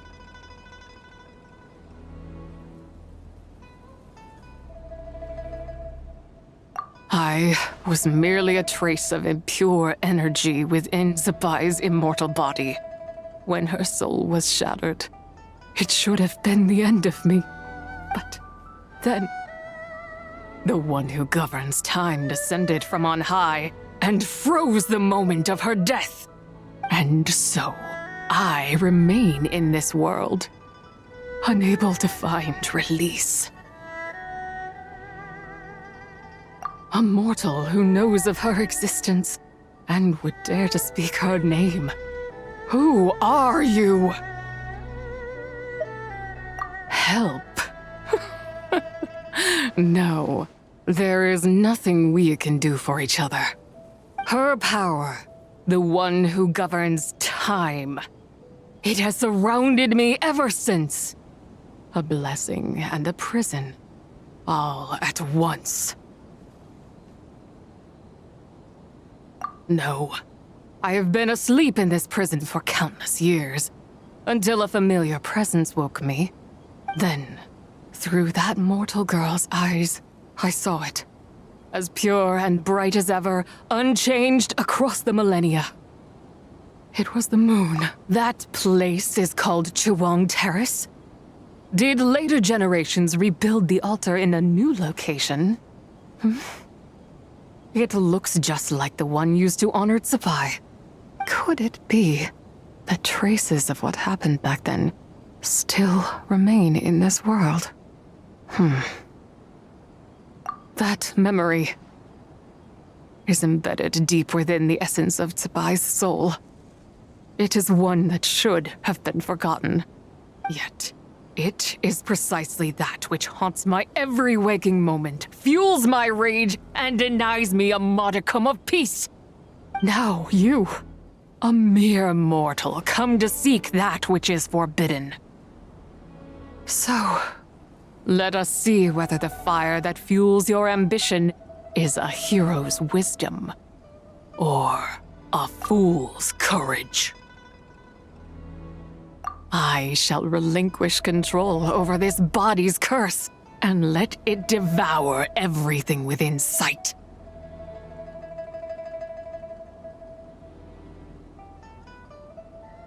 Run as fast as you can, lest this prison become your grave. Look, it draws near. The river of time, come to sweep all into oblivion. A torrent of tears for the dead and departed. I shall wait for you at the end, mortal. Evade being swept up in its waters, and I will show you everything. Fail, and we shall sink into oblivion together.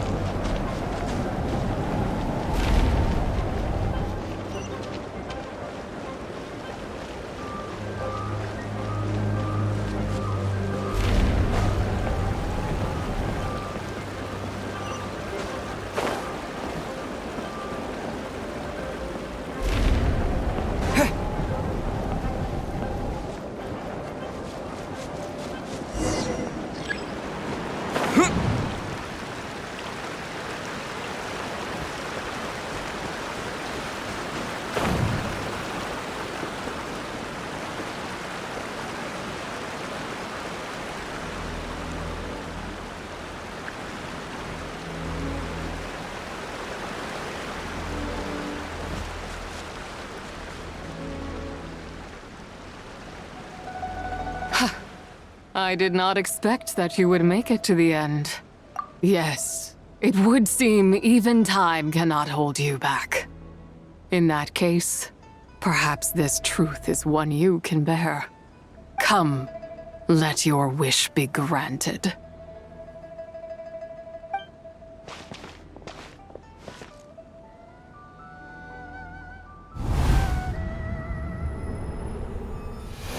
Under moon eternal, in radiant night, a maiden grants silk, soft and light. Under moon iridescent, in night divine, a maiden grants fiber for cloth so fine. Under moon of frost, in night so great, a maiden grants tools to divine our fate.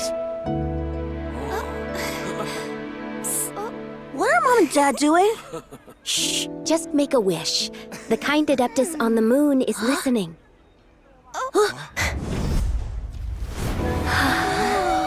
Look, it's Lady Tsubai. Wow, Lady Tsubai? Is she powerful? Of course. She taught us how to grow grain and beans, millet and rice, how to peel hemp and reel silk, spin thread and weave cloth. how to cut stone and build houses, cast bronze and forge tools. According to Mom and Dad, the Adeptus Tsubai is the god of soil and grain, who blesses our land and its crops. Huh? Lady Tsubai's leaving. It's all right. We just have to wait till next year. She'll be back.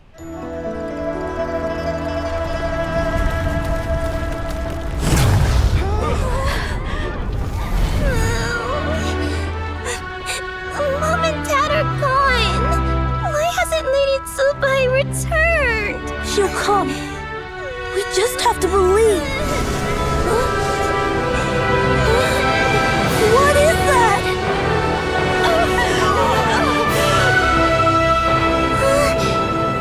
Lady Tsubai abandoned us. All places tainted by the abyss need to be purified. That includes Longan. And what of its people? You know what will happen. You are but an emissary to the mortal realm. This is Heaven's will. There is no need for guilt, and no place for hope. I wouldn't dare. But the people of Langan honor me, worship me, pray to me. If I do not answer, the guilt will be too much to bear. And if you do, you will meet the same end. Then as their god, I shall die among them.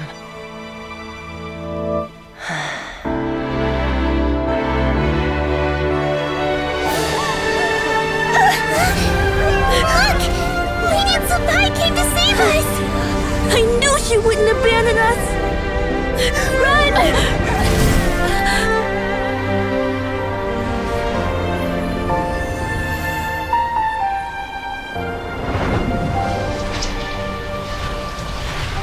You have done enough.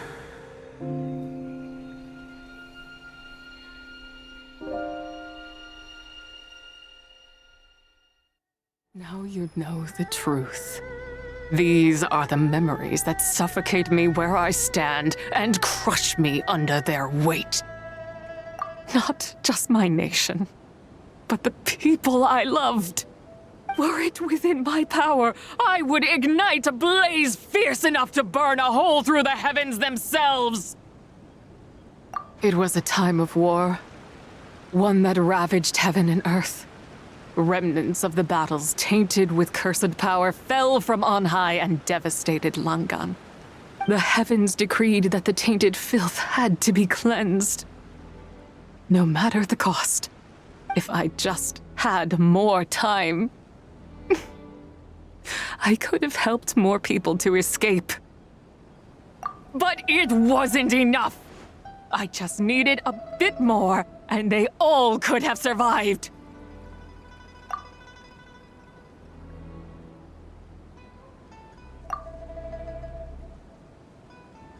I never imagined there would come a day where I found peace. So long this rage has been within me. Yet here in this moment, it has stilled at last. Thank you.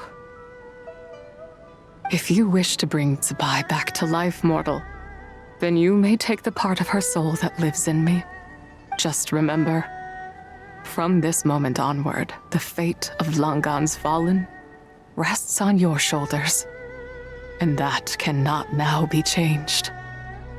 As I said before, I am but a remnant of Tsubai's adeptal form, a manifestation of her wrath that was not meant to linger in this world. By taking away this fragment of her soul, you take away my shackles as well. So, let it be done. Ah, it's your turn to grant one of my wishes, is it? Very well. In regard to my fate, and that of Langan's fallen,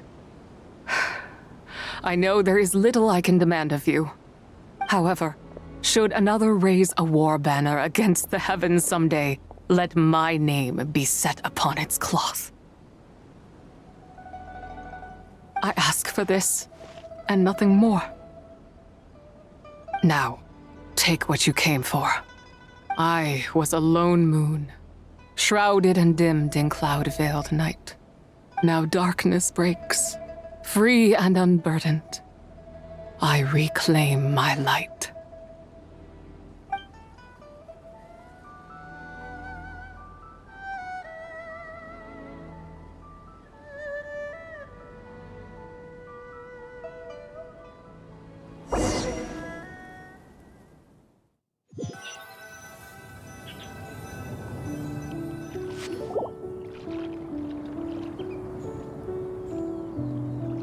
You think I am one to fold so easily? Ah, young one. What brings you here? My, what exquisite mint seedlings.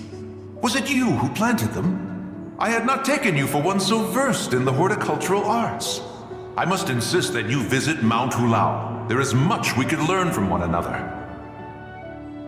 Ah, but this is Cloud Retainer's abode. She does not appreciate the verdant wonder that is mint.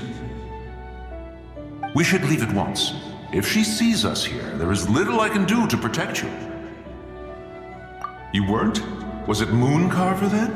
My, what nerve he has. What?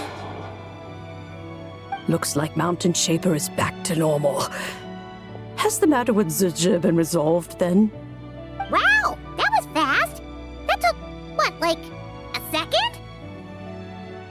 A second to us, perhaps. But for the Traveler, I imagine it felt much longer than that. One's plan was most successful then. And you're all right, Traveler. You don't feel strange in any way? Well, sounds like good news all around. I'm glad this matter is resolved. What is this matter you speak of? The possession of that mortal child? The matter of Zizhi may have been resolved, but there is another that is far from over. The mint you planted around my abode. Perhaps you have a moment to spare for a little chat, Mountain Shaper.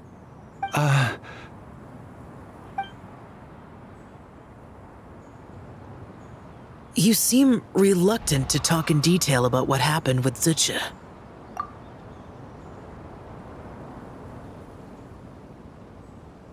Don't worry. I won't ask you to reveal her secrets to me. And I doubt the other Adepti will either. Huh? You don't want to know what happened?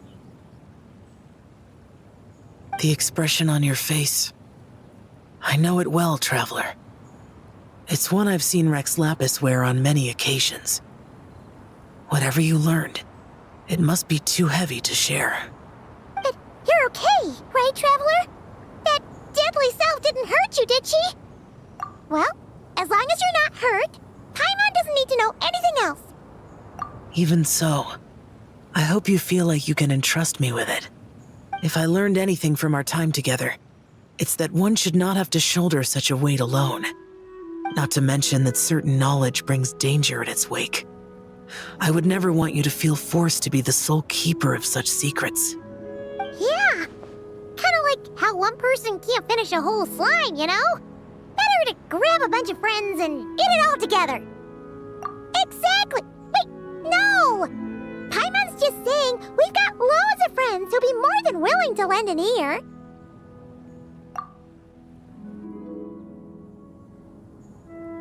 I never knew there was such a tragic chapter in the ancient past of this land. So, the people of that nation worship the White Horse Adeptus as the god of soil and grain. It would seem, then, that Rex Lapis had a similar reason for withholding the details of his recent trip. I've often wondered if he had companions to stand by him before we met, or if he was forced to face things alone. Regardless, Lantern Rite takes place in 2 days. Let's meet back up again there. If there's no news of Rex Lapis by then, we'll have to come up with a plan. Fingers crossed it all goes well.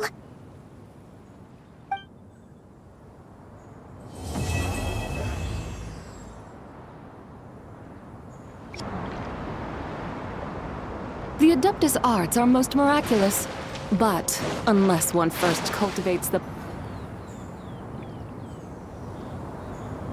Xiao! Cloud Retainer! Madam Ping! We're here! Any news on Zhongli? Wait, are we missing 2 Adepti?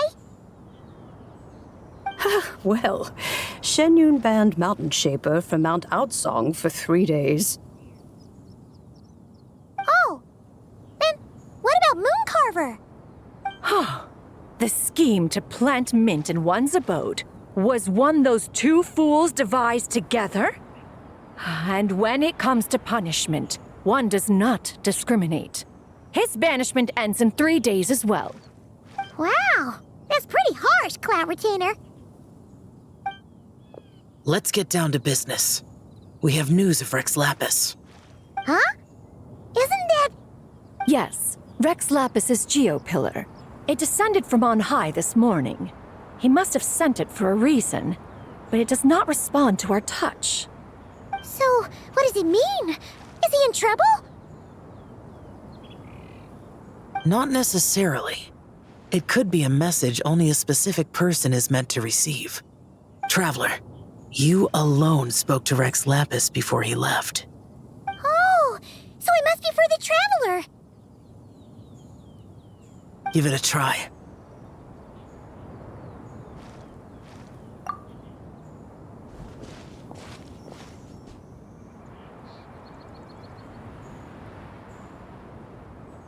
Come to the spring on Mount Qingse. I have left an entrance for you.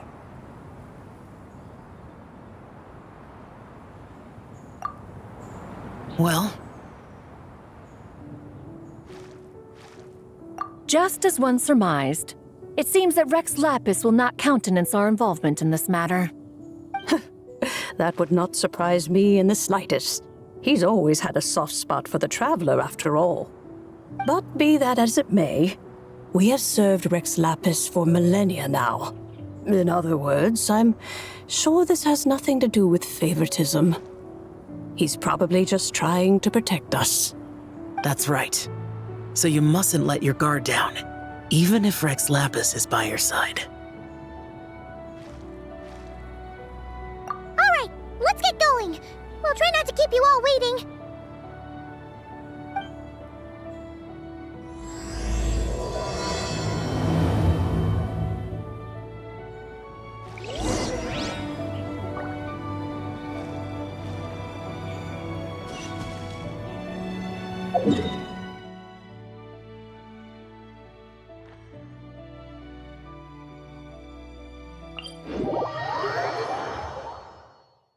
Arrogant and presumptuous!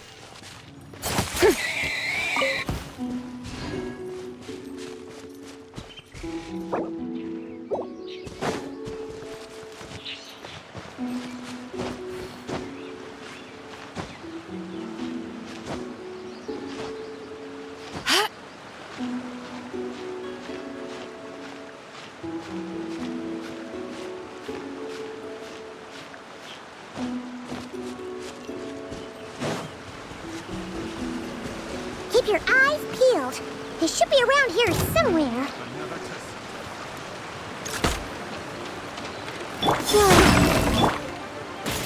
Solidify! Without further ado!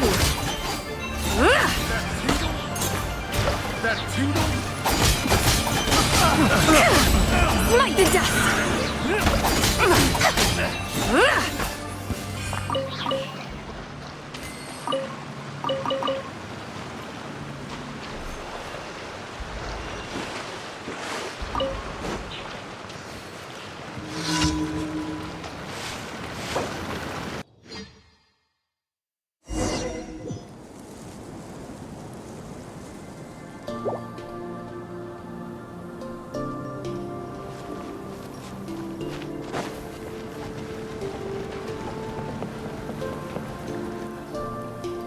could have imagined that the once mighty Geo Archon might end up so, sitting on a humble stool in the woods, quietly weaving moon lanterns?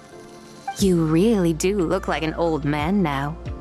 This is a Shao lantern, not a moon lantern. In ages past, when the gods waged war and the world was in turmoil, these lanterns were lit to guide fallen warriors back to their homes.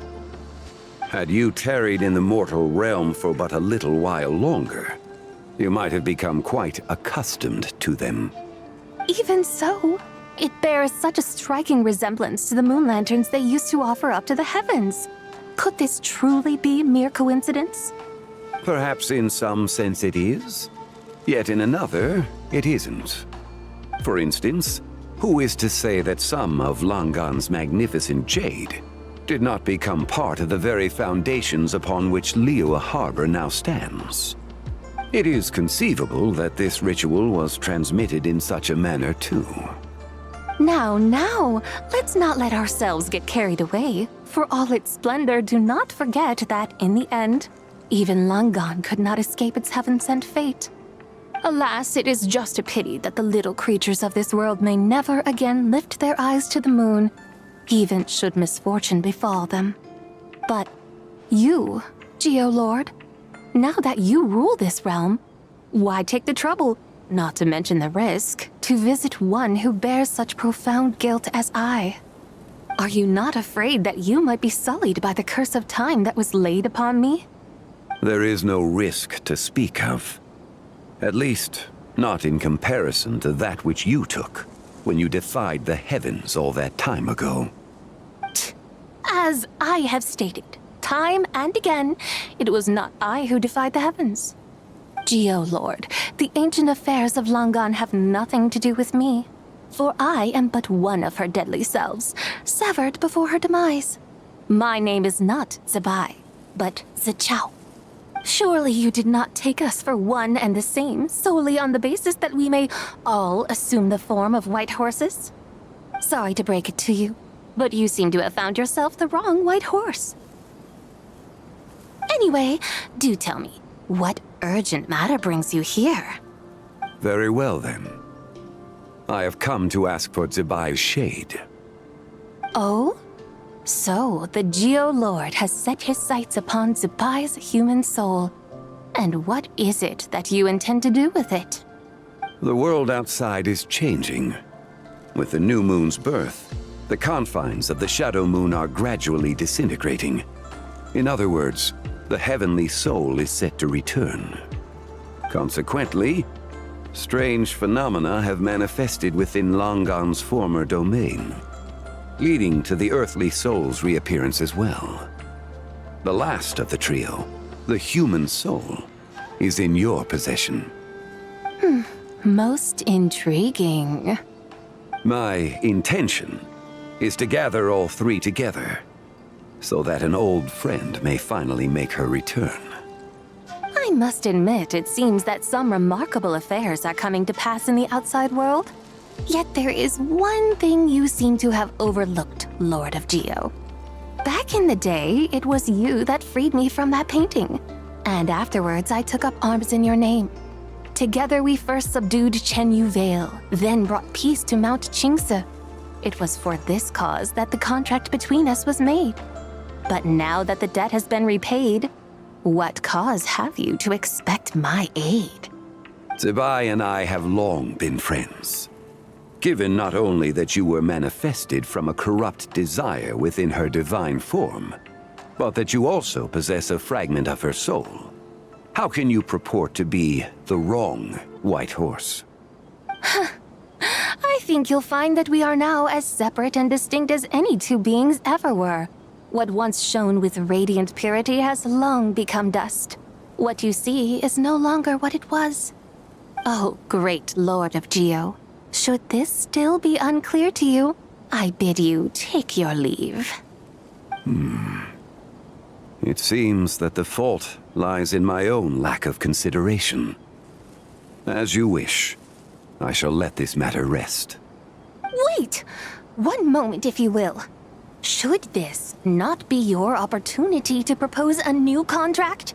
The part where you make me an offer I simply couldn't refuse? Even those puny mortals know how to haggle when striking their bargains. Should you, the famed god of contracts, not likewise strive for success through negotiation? Come now, enough with the posturing. It's time to name your price. Very well. I had, in truth, prepared a new contract for your consideration. I knew you would not come before me unprepared. Yet, you should know that I want for nothing, for I live in the mountains, carefree and untroubled. Occasionally, I even find sport in teasing the mortals who stumble into my presence. Then why persist in telling them those ancient stories? I speak of what transpired before the sky collapsed and the earth sank into itself.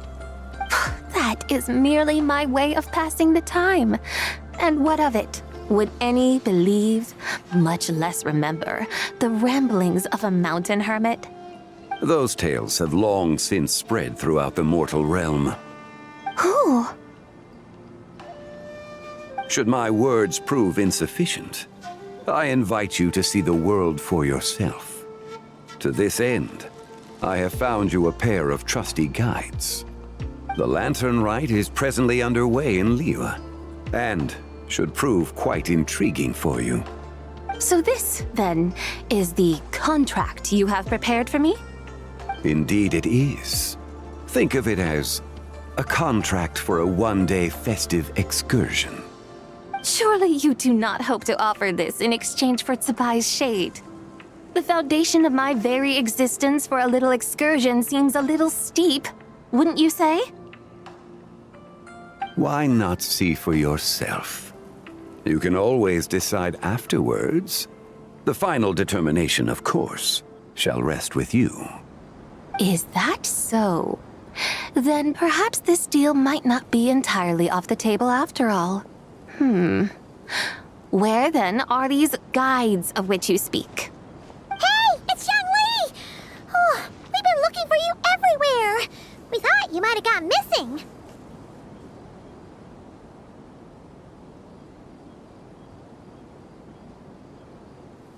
You're here. So these are my guides. Well, well. They certainly look the part, I'll give you that. Guides? Oh, you poor innocent little creatures. The benevolent Lord of Geo has sold you to me, which means that for the rest of this day, you belong to me. Sold us to you? Just what have you gotten us into, Xiangli? The situation is not quite as dire as that would sound. I ask only that you accompany my Adeptus friend on a tour of Liyue. I would suspect that depends on how well you entertain me. Entertain you? Let us start with this Liyue harbor of which I have heard so much. Nowhere is quite so fascinating as a place teeming with little mortals. How come this Adeptus sounds so different from what Paimon imagined? Okay, we'll take care of it. Get ready to find out why they call Paimon the best travel guide in all of Tibet.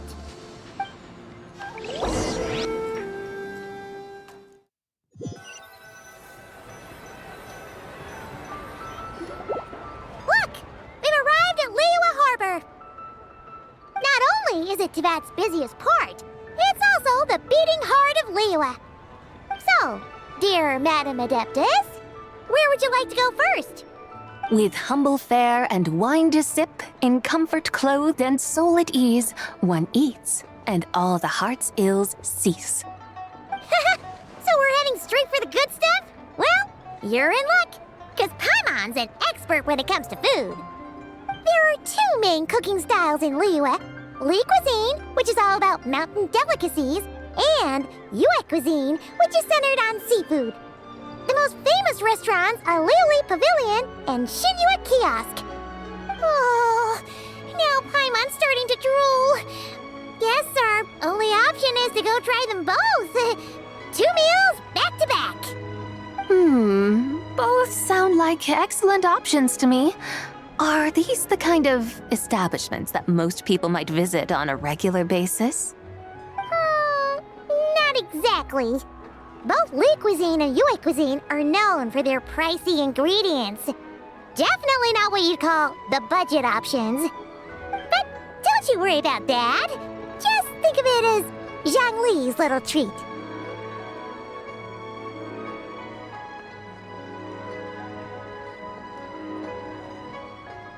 Come on! Aren't you supposed to be pals with Hu Tao? I'm unsure we can afford to spend a little more of her mora at least. Hey! All Paimon wants is to provide our Adeptus with the best possible experience here. Don't you want that too? Both certainly sound like worthy choices. Just now, though, I happened to see a porter pass this way. Where might individuals like him go to eat?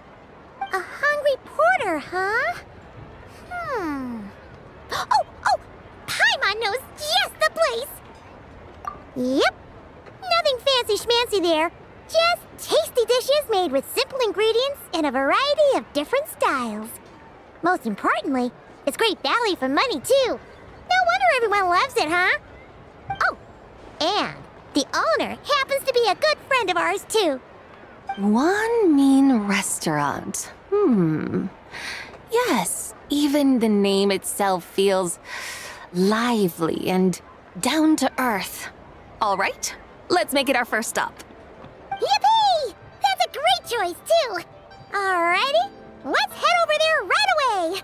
Paimon can't wait to dig in. Wamin Restaurant, here we come.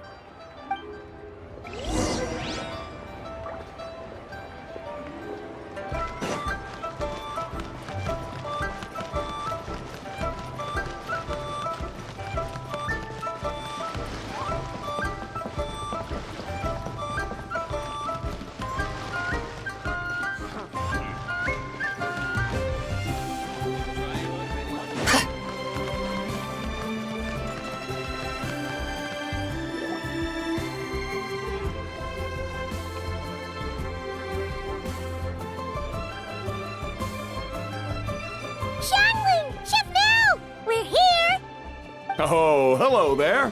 What a surprise to see you two. Welcome, welcome. Hey there, Traveler and Paimon. We're a little busy today, so grab a table while you still can.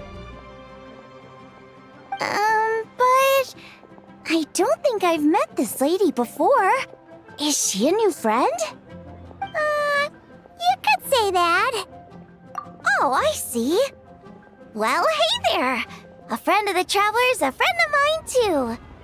Don't worry, we'll take good care of you. Just order whatever you want, it's on the house.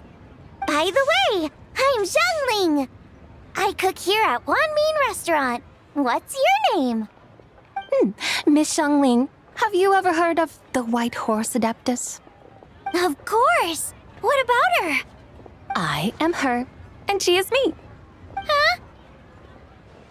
You mean you're an Adeptus? Oh, you young'uns crack me up. Come on, Xiangling. You've got to keep up with the times. Haven't you heard of cosplay? It's like a role-playing game where you dress up as famous characters and pretend to be them. Seriously, it's all the rage, and it looks like this young lady is quite the expert. Your friends sure keep their fingers on the pulse, huh, Traveler? Wow, Dad. Didn't know you were so tuned in. But how come I haven't heard about it? You gotta listen to our customers. Didn't I tell you to spend less time chasing after wild vegetables and more time making friends? You're even more out of touch than I am. Hey, I like making friends too. Isn't that what I'm doing right now? Anyway, even if it is just a costume, is it alright if I still call you White Horse Adeptus? Of course it's all right, because that's exactly who I am. Okay. I can see you're really committed to the role. How about I call you the real White Horse Adeptus instead? In that case, you can call Paimon color. Yeah, right. You could have at least switched outfits. Puny mortals. Nevertheless, I suppose it might be amusing to indulge in your little charade for a while at least. All right, go grab yourselves a table. I'll come take your order in a bit. Listen, let me tell you how. Wow. Leo's really got a lot going for it. Hello. May I ask if Miss Xiongling and Chef Mao are here? Yeah, they're just over there. Wait a sec. Aren't you? So, what would you like to... You're... Hello, Miss Xiongling. It's me, Lu Xiongxiong, the one who broke some stuff here at your restaurant a few days ago. I just wanted you to know how sorry I am. I honestly don't know what came over me. Please, please forgive me. Oh, it's you. You really gave me a fright that day, young lady. You didn't actually get food poisoning from our blackback perch stew, right? Come on, Dad. She's come to say sorry. It's all right, Miss Lu. You must have been feeling a bit off that day. You're looking so much better now, though. Why don't you grab a table, too? This one's on the house. No, I couldn't possibly. Hey, it's totally okay. We all feel under the weather sometimes, especially when we're away from home. Go on, find yourself a... yikes. Looks like all the tables are taken. Wanna come sit with us? We've got an extra seat over here. Thanks, guys. So what would you like to eat today? Feel free to order anything you like. I should very much like to sample your renowned poisonous blackback perch stew. It wasn't poisoned. That was all on me. So that's one portion of blackback perch stew. How about you guys? Paimon wants...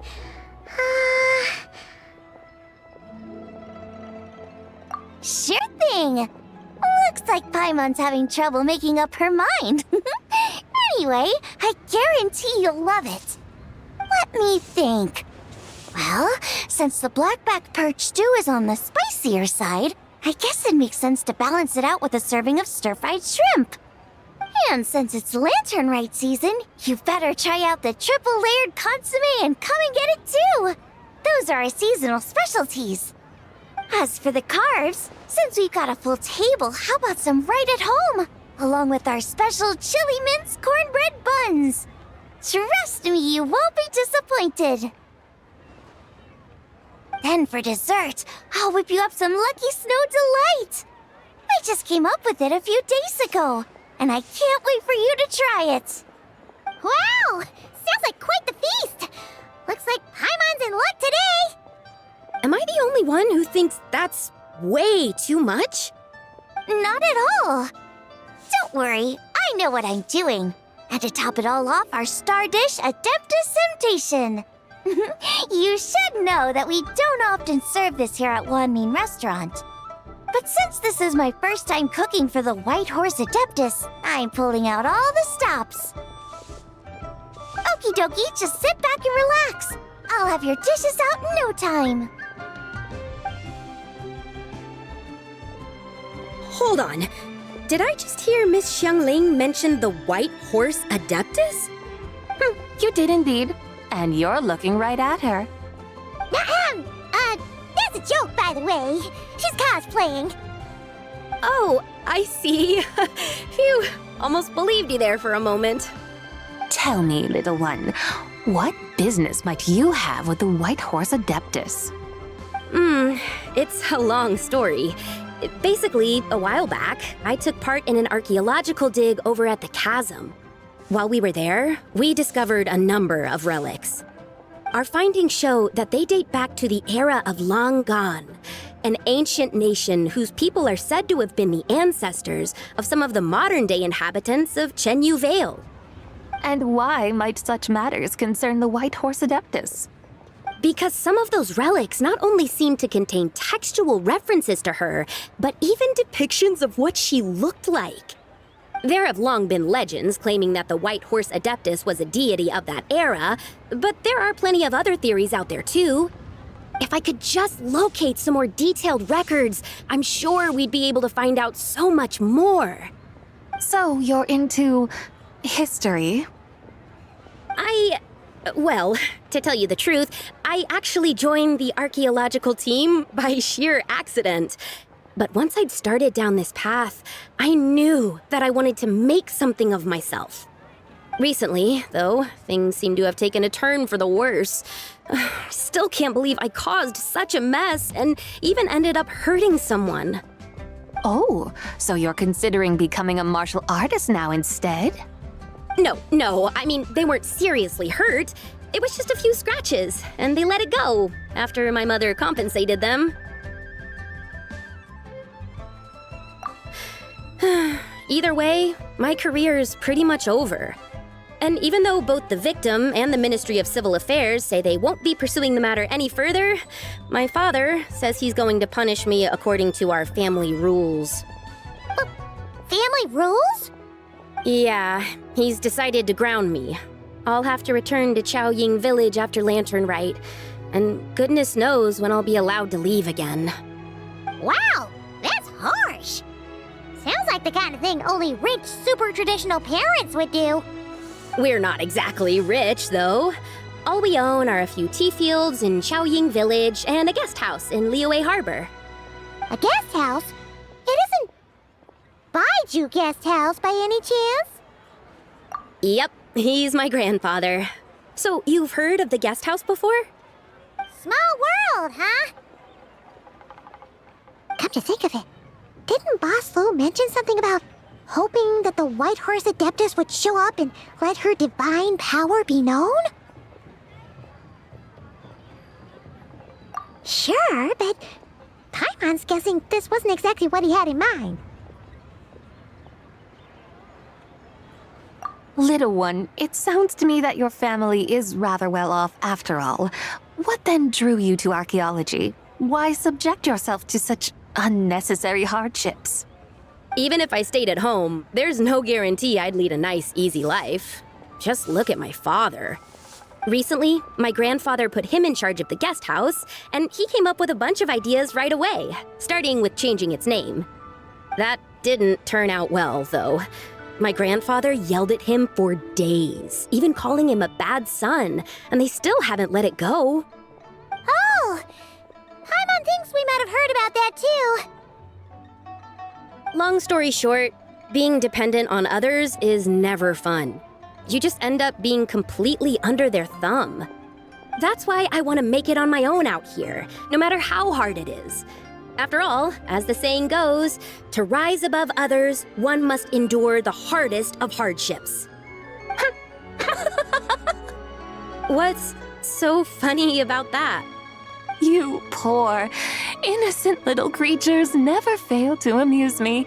To think you would endure all manner of hardships in your brief time on this mortal plane, and all that merely to rise above others. I would have thought that the wiser path would be to simply roam this world as I do. Huh? Tell me, what is it that you truly delight in? Archaeology? Martial arts? Tea planting? Or perhaps the keeping of a guest house? What I delight in? Yes! Surely there must be something you don't find quite so exhausting. Whatever delights you should not feel like a burden. But do things like that really exist? Of course!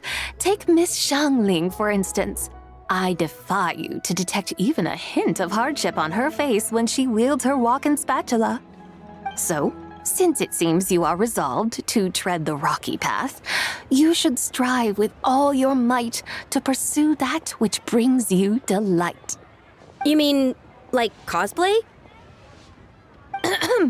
I suppose you might say that. Looks like the White Horse Adeptus is really getting into her role. I think I get what you mean then. Maybe I should have a chat with Miss Xiangling before I head home.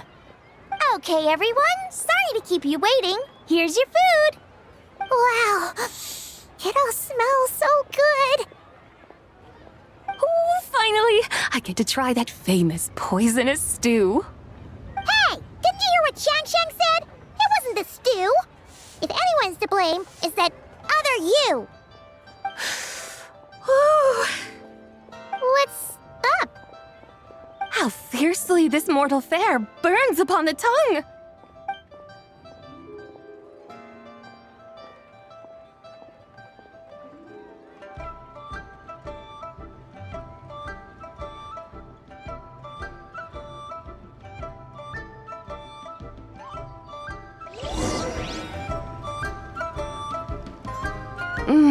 Most satisfying as poisonous stews go.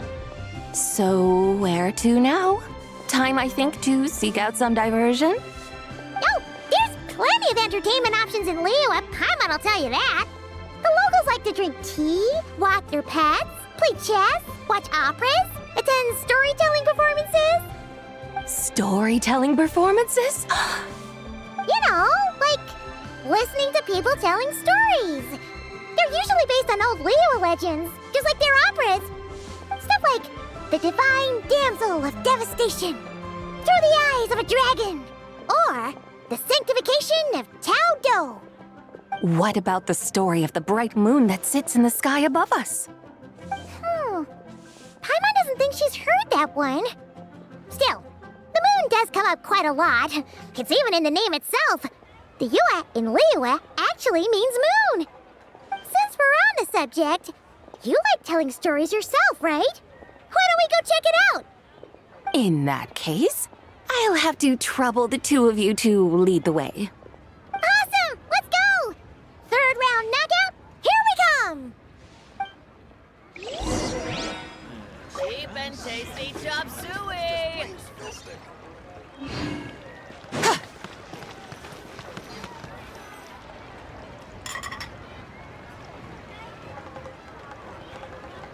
What a tongue twister!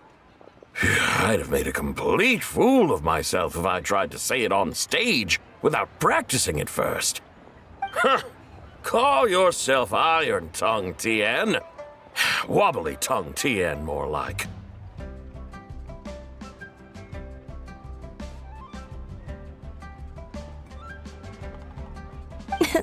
I used to have that problem a lot. But if you just take your time to grasp the meaning and commit it to memory, you'll be able to say it smoothly in no time. You're right, Miss Yoon. I'll give it another try. Hey, Yunjin! Fancy seeing you here! What are you two talking about? Traveler and Paimon, we meet again. And who, may I ask, is this? You may call me the White Horse Adeptus. The White Horse Adeptus? She's not really an Adeptus.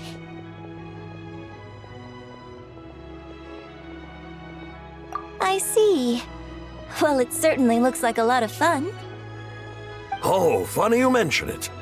This type of thing is actually something I'm quite familiar with. Once, to perform Through the Eyes of a Dragon, I decided to imagine that I was Rex Lapis himself. It was the only way to truly inhabit his mindset and understand his resolve to quell those demons. Sounds like you just wanted an excuse to feel all big and powerful. Hey, that's... You just don't understand how inspiration works. You're one to talk. Paimon's traveled all over with the Traveler, and she's seen things that would make your jaw drop. All right, then. Since you claim to be so knowledgeable, why don't you prove it by reciting an ancient poem? An ancient poem? Which one? Ha! See? You mean to tell me you've never even heard of the ancient poem called An Ancient Poem? What kind of a title is that?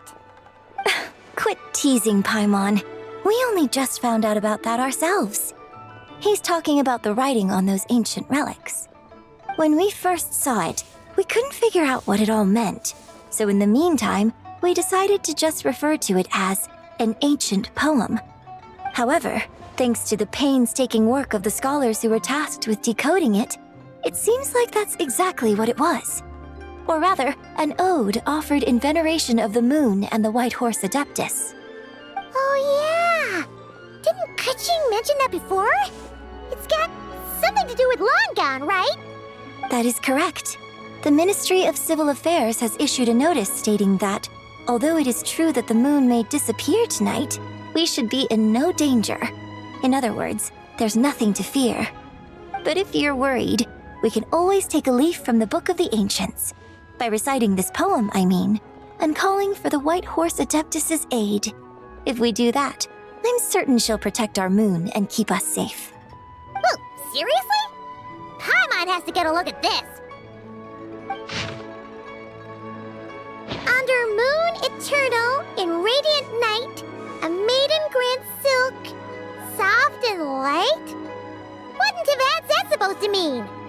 Under moon iridescent, in night divine, blah blah blah, something cloth so fine. Something about fields being plowed, something else about seeds being sown from the earth. Seriously? What is this? The fields are plowed, the seeds are sown, and from the earth, life is grown. Whoa! You did that without even looking! Bravo! Bravo! We have an expert in our midst. Looks like this young lady really does know her role inside out. If I didn't know any better, I'd have taken her for the real deal. That's because I am the real deal. That's the spirit. This is exactly the kind of mindset I was talking about. Behold, mortals, I am none other than the indomitable Rex Lapis himself. Kneel before my godly splendor. Believe me, young lady, I know exactly why you do it. Back in the day, I was just like you. I must say you are rather amusing as mortals go. Miss White Horse Adeptus, it is a great pleasure to make your acquaintance today. I have some questions regarding the poem, and I was wondering, perhaps, if you might be able to shed some light on it?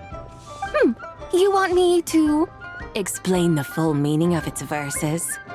Your guidance would be much appreciated. Fascinating. Tell me, do all the people of Liyue still express such reverence for the ancient ways? Well, it's true that we hold a deep fondness for our history, but it is hardly our only pursuit.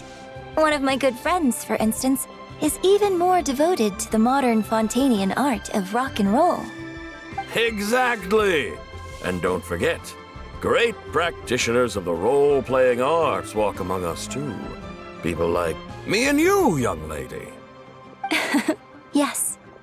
So rather than placing too much emphasis on our reverence for the ancient ways, it might be better to say that here in Liyue, 100 passions bloom, each with a voice of its own. I see. Then I suppose it wouldn't do any harm for me to enlighten you. In truth, it is but a simple poem of blessings. Its meaning is this.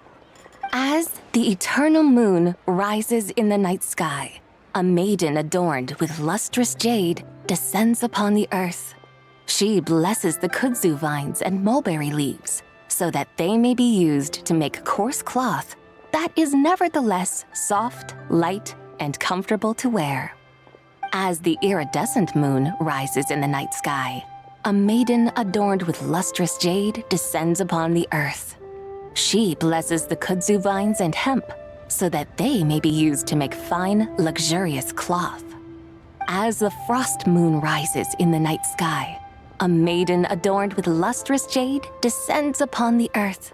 She blesses the mugwort and artemisia so that they may be perfect for divination. So she really did come down from the moon? She shows the people how to use the plow and spade to purge the land of weeds, till the soil, and heap up the earth to make it fertile. Then with the hoe, she teaches them to sow their grain, bestowing the promise of life upon every seed. She blesses the millet and the beans, ensuring that their stalks and vines stretch forth without end. She graces the wheat and the rice, so that their heavy heads are filled with plump, glistening grain. Sounds like she's a real pro at all this farming stuff. The fruits of the field are harvested and brewed into sacred wine for honored guests. This we reverently present to the divine maiden, with every ceremonial step flawlessly observed, so that she may witness the depth of our piety and respect. Oh, divine maiden, how can your graceful presence in the sky not seem like that of a fairy descending from the heavens? Oh, divine maiden, how does your pure and radiant form not resemble the guardian spirit of our land? I send my heart's desire, ascending to the heavens, beseeching you to grant us good fortune and blessings in the coming year. Huh? So, that's what it's supposed to mean? I find myself speechless, moved beyond the power of words to convey.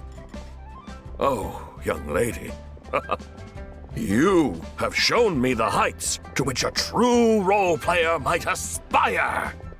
A truly remarkable performance. I did not anticipate that anyone could unravel this poem with such depth and clarity, and so soon after the Ministry of Civil Affairs noticed, too. I'd even begun to consider myself somewhat versed in the matter, but as they say, there's always someone more knowledgeable out there. Allow me to extend my thanks to you, Miss Whitehorse Adeptus. You are far too humble, young one. I must confess, it is I who have been surprised, not only by you, but also by this Liyue harbor of the present day. Ah, so you're not from Liyue. And what, may I ask, has surprised you about it? Oh, it's nothing really. Just some old memories scattered here and there. Very well, my guides. I suppose it is time we set forth on the next part of our excursion. I'd like to go see that wharf now. What say the two of you? No problem! We'll take you wherever you want. Oh, leaving so soon? Before you go, allow me to introduce myself. I am Yunjin, director of the Yunhan Opera Troupe. May I ask your name in return? My own name is scarcely worth mentioning, but since you asked, perhaps I'll tell you the title of that poem instead. Huh? So, it isn't actually called an ancient poem? Of course not. Its real title is Odes of Long Zabai. Odes of Long Zabai. All right then, until we meet again.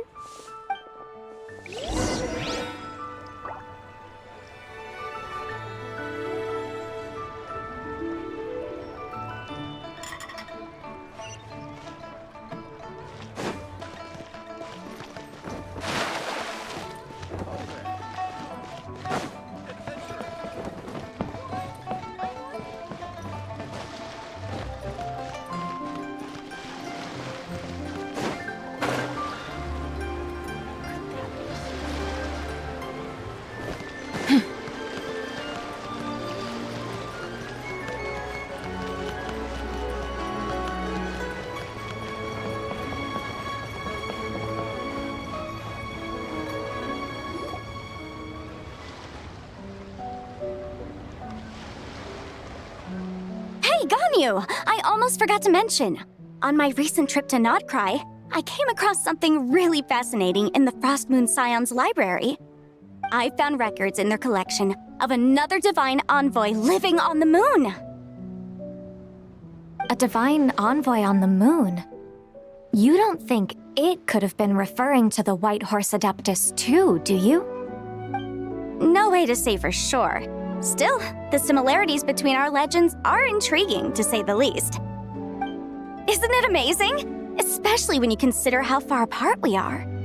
It truly is.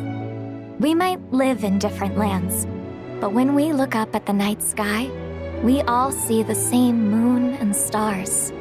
Right? It's like we're all bound together, no matter where we are. When you think of it like that, it's almost as if our friends from other nations will be right here celebrating with us. Isn't that a wonderful thought?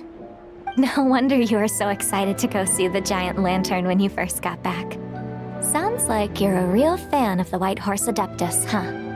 I guess you could say that. Just a pity she's so elusive. Even Granny's never met her, you know? Maybe she really is just a legend after all. Hey, Yanfei and Ganyu! Trust, Paimon. The White Horse Adeptus is as real can be. Huh? Oh, look! It's the Traveler and Paimon! Feels like I haven't seen you two in, like, forever. Happy Lantern Rite. It's so good to see you again. Hey, you two. Happy Lantern Rite. Did I hear you right just now, Paimon? Does that mean you've actually seen the White Horse Adeptus? She has indeed. And now, so have you. Huh? And you are? Why, who else? The White Horse Adeptus, of course. Could you maybe start with something else next time? You're the White Horse Adeptus? That's right. Allow Paimon to introduce you to our new friend, Zichao. She's been low-key obsessed with cosplaying the White Horse Adeptus ever since we met her. I see. Well then, greetings, Miss Zichao. My name is Yanfei. And recently, I've been low-key obsessed with learning everything I can about the White Horse Adeptus. I'm sure the two of you will get along like a house on fire. Oh, and by the way, I'm Ganyu. So, Miss Zichao, you must be here to see the giant lantern too, right? A horse-shaped Zhao lantern? Is that what I think it is? That's right. A lantern made to honor the White Horse Adeptus herself. Isn't it gorgeous? Huh? What are you laughing at? Both the lantern and myself. What do you mean? Oh, this lantern truly is an artistic masterpiece. But tell me this, have any of you ever seen a horse before? Come to think of it, Paimon can't remember ever actually seeing one herself. What about you, Traveler? Oh, this horse appears to be mid-trot, but it has adopted what is called a lateral gait, where the legs on one side of the body move together in unison. A rather rare sight indeed. Just now, I suddenly pictured myself, I mean, the White Horse Adeptus running the same way. The image was so absurd, I could barely contain my mirth. Oh, really? I never knew that. You learn something every day, huh? Oh, come on! It's basically a giant piece of fan art! Who cares if it's different than the original?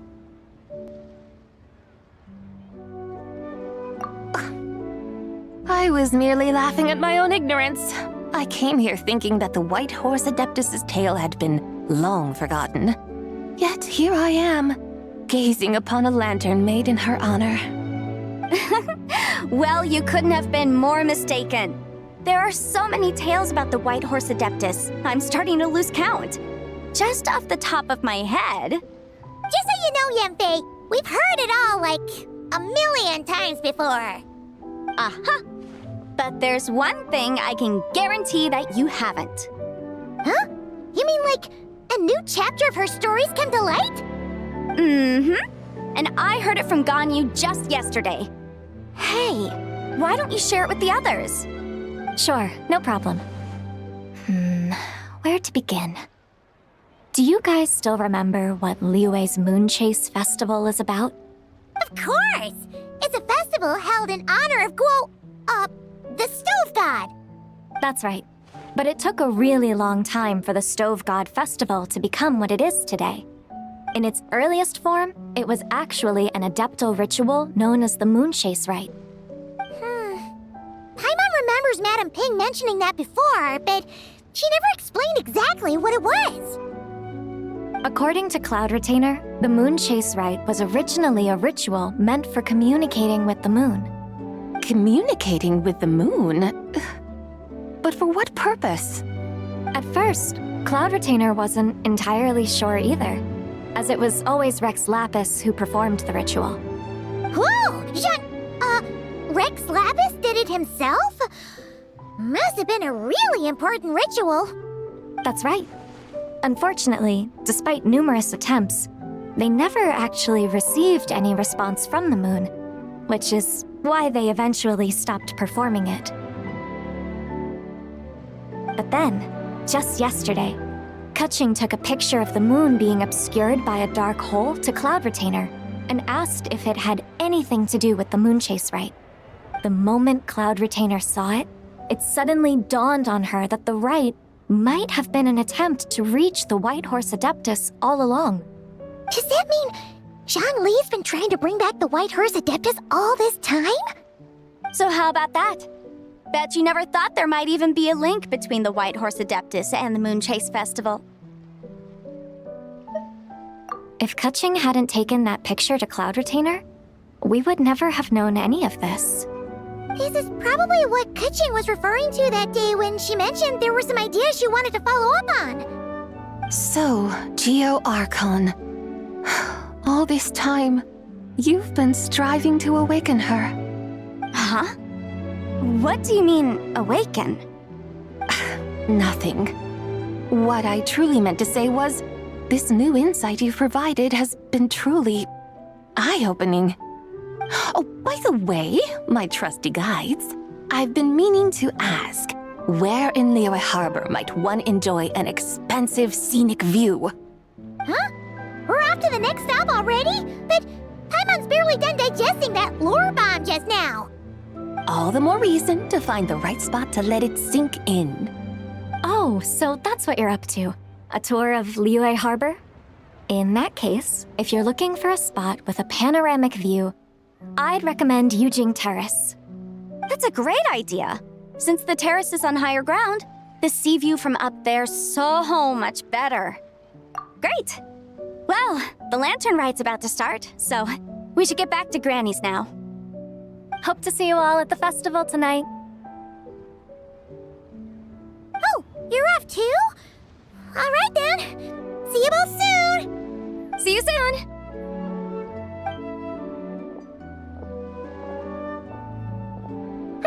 Very well, my guides.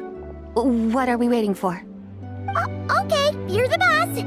Yujing Terrace it is. After all, the customer's always right. Something else you needed to do?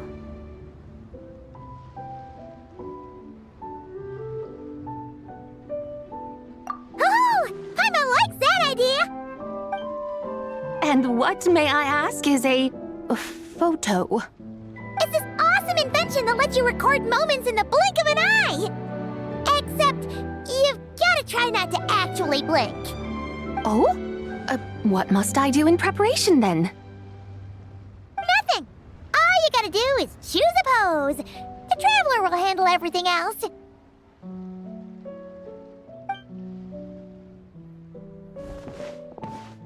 Come on, let's give it a try. Look, we got a great picture. Paimon's gonna call it The White Horse Adeptus Meets the White Horse Adeptus in Liyue Harbor. Huh. They've even discovered a way to preserve moments in time. Now I truly am curious to witness what else these mortals might accomplish. Very well, let us proceed. Yujing Terrace lies in that direction, does it not? Hey, wait for us!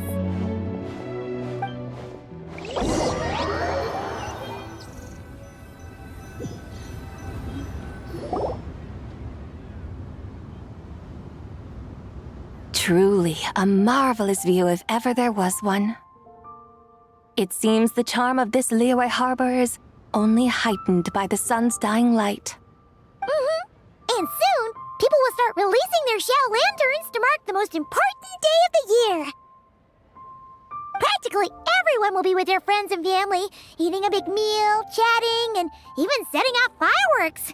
Trust Paimon, it'll look even more amazing then. What do you say? Want to stay to see that? No need. Let us bring this weary day to a close. Weary day? You mean you didn't enjoy your tour? I had imagined you would arrange for me to witness some grand spectacle. Perhaps the descent of divine beings, the manifestation of the sacred before mortal eyes, or the appearance of a selfless hero come to aid the helpless and downtrodden. Or, should that not come to pass, then at the very least spend a little more coin.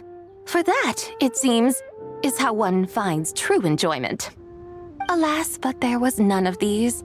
Instead, we merely filled our bellies, listened to tales, and gazed upon a crude imitation of my likeness. And now the sun begins its descent.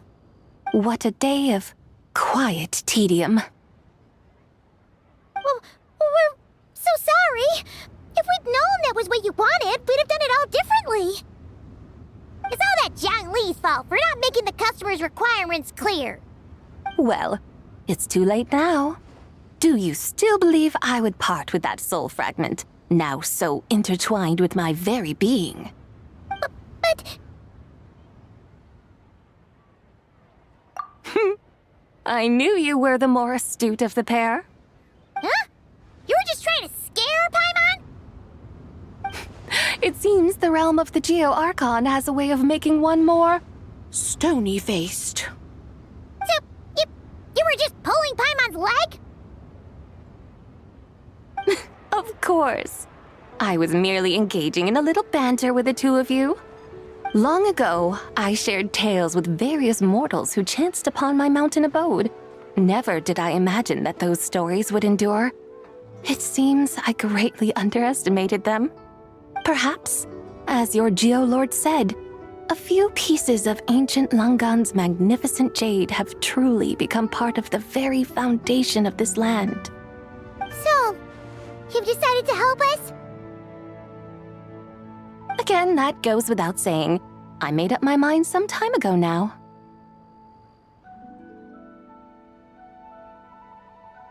When I beheld a rather intriguing scene as I set foot in this city, I saw porters passing through the alleys, setting down heavy wooden crates from their weary shoulders, peddlers pushing carts as the kites and lanterns upon them rustled gently in the breeze. I saw cooks cooking, actors acting, scholars reading, soldiers marching, children playing, elders resting, officials officiating, and the common folk absorbed in this or that, reveling in the simple joys of life. Some, it seems, have already found that which stirs their hearts, while others continue to fret, troubled by uncertain futures. Yet, in this gentle and serene order, each holds fast to their anticipation, not only for the celebrations to come, but also for the first light of the morrow. Scenes I once yearned to behold now unfold before me, no longer in Langan, but in Liyue Harbor, thousands of years on. How wondrous is this mortal realm! Thank you, Whitehorse Adeptus! Thank you so much! Adeptus, Adepti, perhaps the singular art in which we are truly proficient is that of sequestering ourselves within the high mountains. But once we leave our mountain refuge, we find ourselves drawn back to mortal ways all the same. So, it is I who should offer my thanks to the two of you. Traveler, Paimon, you have made this day more delightful than any I've known in a long, long time. Come now, and take what it is you need. You mean, like, right now? But don't you think we should wait for Zhang Li? That won't be necessary. All things shall meet again in their time, for the waters know no rest, and the flowers their appointed season. One need not fear that life is but a journey of goodbyes.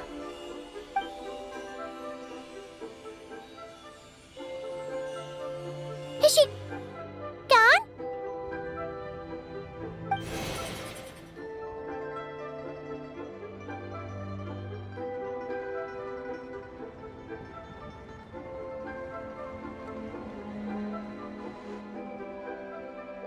Yes, she's gone.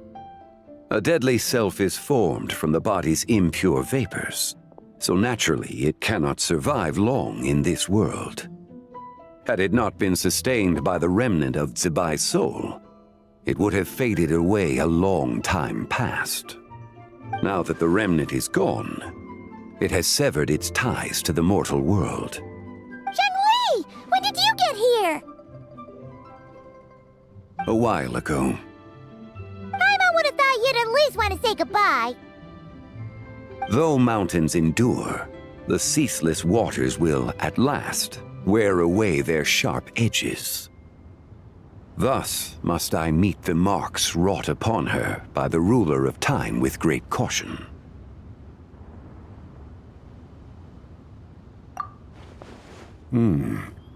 It may be goodbye for now, but someday we will meet again. Really? And when might that be? Who can say for sure? Years and years from now, perhaps. Or maybe tonight, at the Lantern Rite. Are you saying that if the White Horse Adeptus were to be resurrected, she'd still have the memories of the three deadly selves? That she'd still remember us? We will find out soon enough.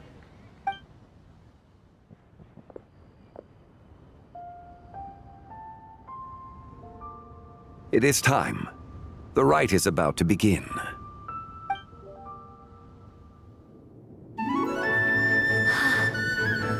The rite is about to begin. Is the moon really gonna disappear? Got your lanterns ready, everyone? All set. Might be about time to put eyes to the sky. Wouldn't you say, Tianchuan? Look!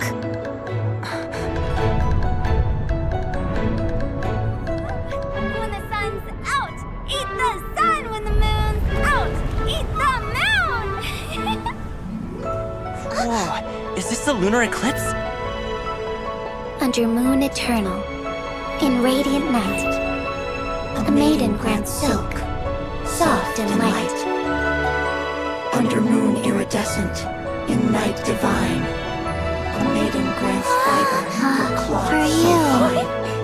Under moon of frost, in night so great, a maiden grants tools to divine our fate. The fields are plowed, the seeds are sown, and from the earth, life is grown. The seedlings stretch, the crops do rise, and all unfolds before our eyes. Fruits are gathered, sweet wine is poured. These gifts we offer to our Lord. Pure is heaven, so fair and bright. She shines as light in this dark night. And with her does this, wish take flight.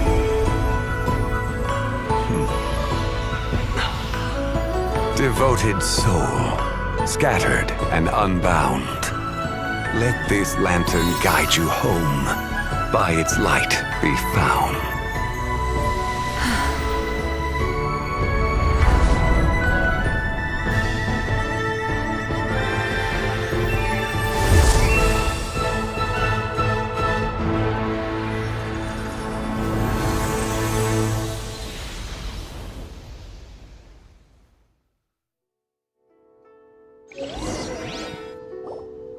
Did we do it? Do we finally get to meet the real White Horse Adeptus?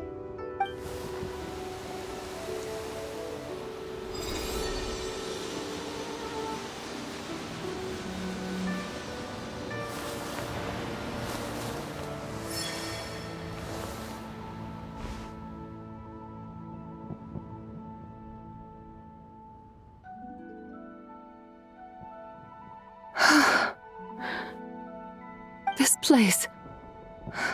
Where am I? A familiar land, now known by the name of Liyue. Liyue? The peaks adorn The clouded moon. Then, who might you be? Oh no! She seems to have lost all her memories after all. And those countless lights in the sky, what are they? These lights, each like a dwelling in glad accord, usher in this day of joyous rebirth. And whose rebirth might that be? That of my old friend, Zibai. Zibai?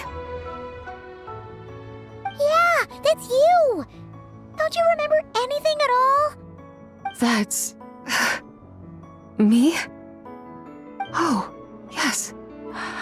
The envoy of the Lunar Palace, my name, is Zibai indeed. Then, you must be... the Lord of Geo, Heaven's Star. Many years have passed since we last saw one another. Zibai, my friend, welcome home. Home? But why does this place, this Liyue, feel at once so strange and yet so familiar? Who you are? Who are you? Ah, yes, I remember now. You are that young Wushu dancer, the one who seeks disciples. How fares your quest for disciples? It must have yielded a truly prolific body of students by now, I trust. Hey, you've got it all wrong! You're talking about gaming! But I could have sworn... Oh, that's right.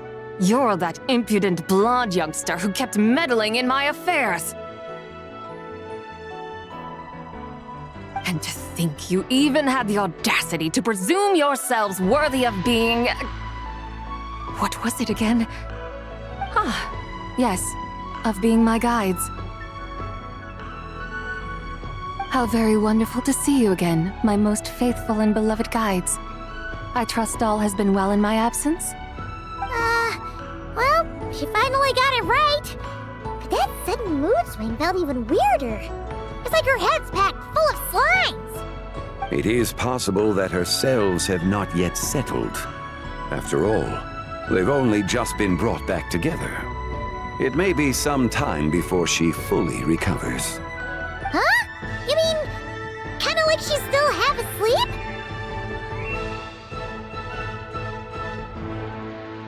That I cannot say for certain. Perhaps a few days, perhaps a few years. A few years? Mortal years are but a poor measure when divine beings tread the realm of dreams. Well, if you say so. Anyway, at least she's whole again, right? That already seems like a pretty good outcome to Paimon. Yes, there is little cause for worry. We need only wait and let time take its course. Say, what are those little creatures over there up to? Celebrating Lantern Rite, of course. And those lights up in the sky? Those are all Shao lanterns. This year, each and every one of them carries a little wish inside. Lantern Rite. Then, may I join in too? Of course! Why else do you think we've been running around like headless chickens these past few days? Tell you what, Traveler, why don't we take the White Horse Adeptus out to celebrate? Who knows? Maybe seeing some familiar faces might help her find her feet? Hey, Zhangli! You've got some time on your hands now, right? Why don't you come along with us? By no means a bad idea, Paimon. Oh, and Zibai, before Paimon forgets, when we meet the others later, remember to wish them a happy Lantern Rite. Happy... Lantern Rite? Happy Lantern Rite! Yes, happy Lantern Rite indeed. Well then, let's go!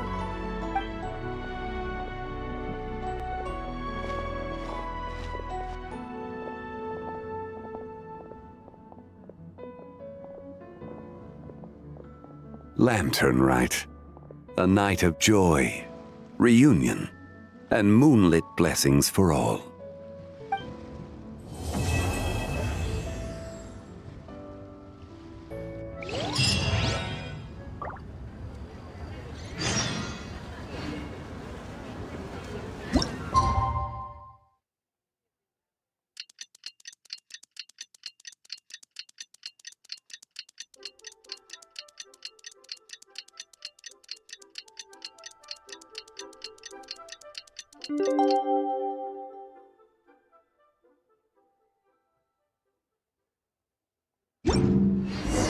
Paimon wonders how the White Horse Adeptus is getting along.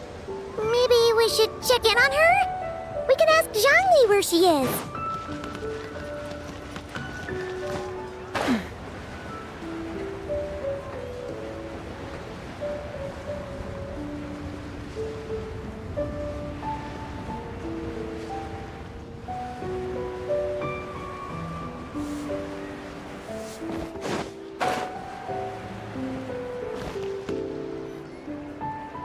Oh, looks like Zhangli hasn't stopped by for tea today.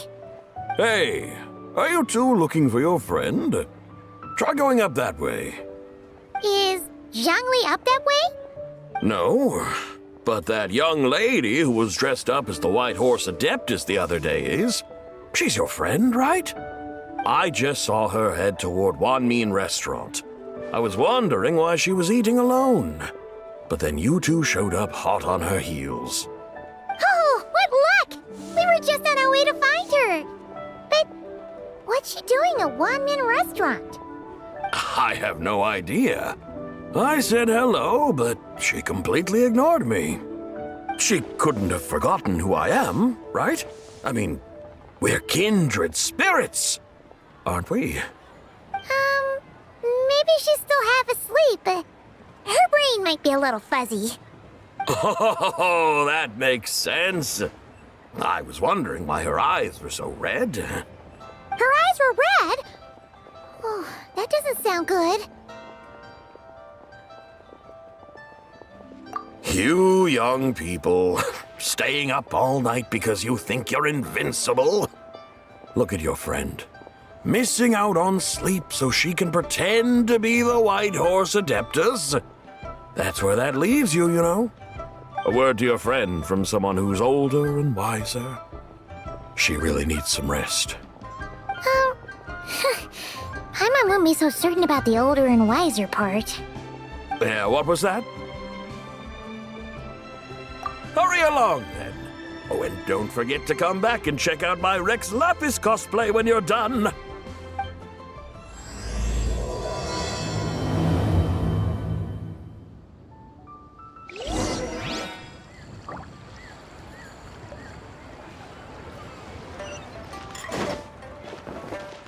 Cheap and tasty chop suey! Where's the proprietor? Come out and see me at once! Xiangling and Chef Mao aren't here right now. What can I help you with? And who might you be? My name is Shenhe. I work here at Wanmin Restaurant. Shenhe. Shenhe. Are you that crane adeptus who loves planting mint? It's been a few days. Have you improved your gardening skills? Did you manage to cover the slopes with mint? Mint? I don't know anything about mint. But I am familiar with Genshin and glaze lilies. Ha! Already casting mint from your mind. How can a practitioner of self-cultivation be so fickle, chasing after every new plant that catches their eye? I'm not sure I get what you mean. Are you delirious from hunger? Would you like something to eat? Shenhe! White Horse Zabai!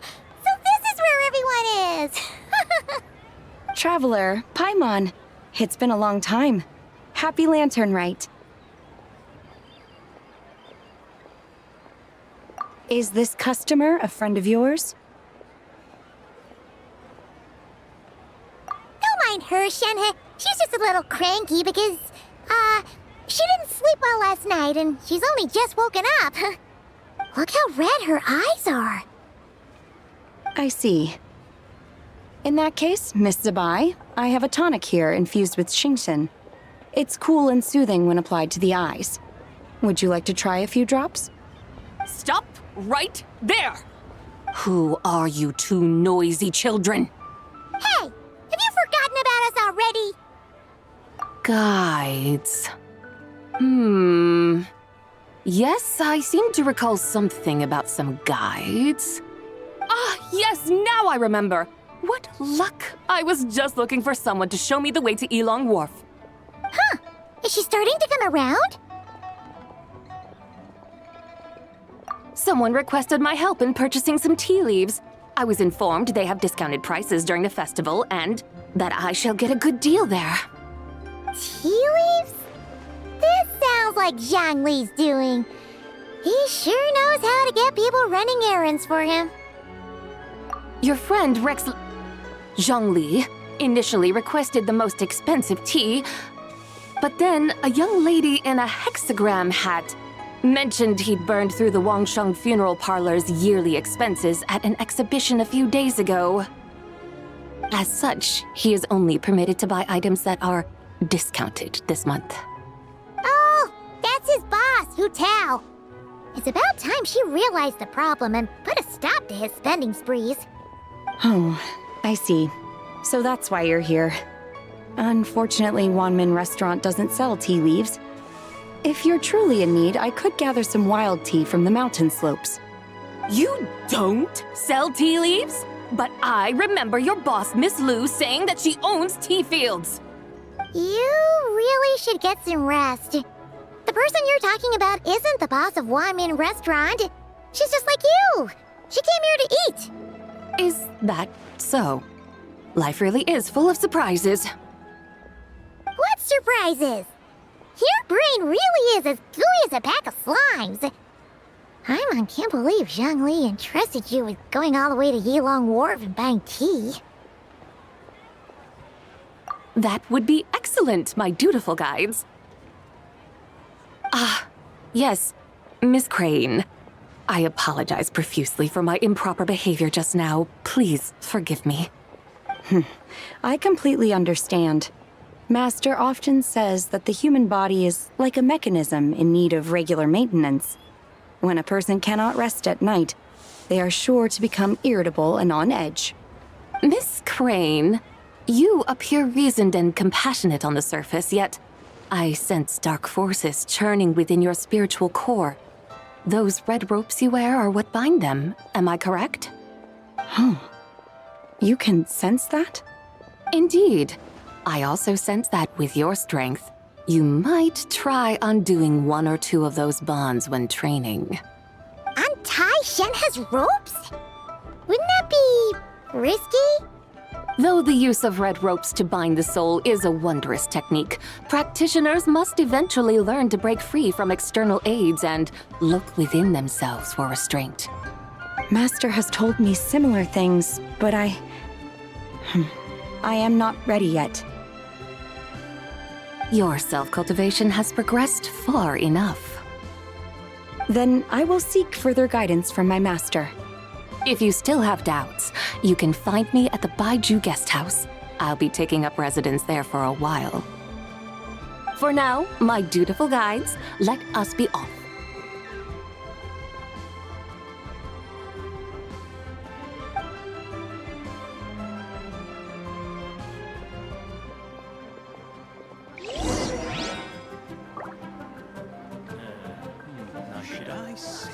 Wow, Nero's really got a lot going.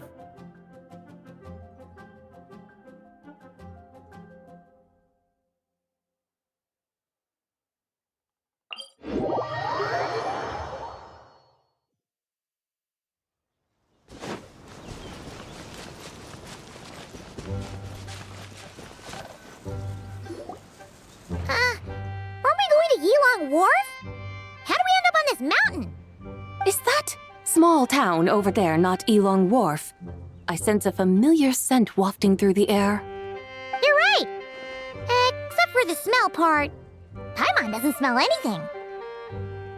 That is because this scent is the essence of jade, which can nourish the spirit.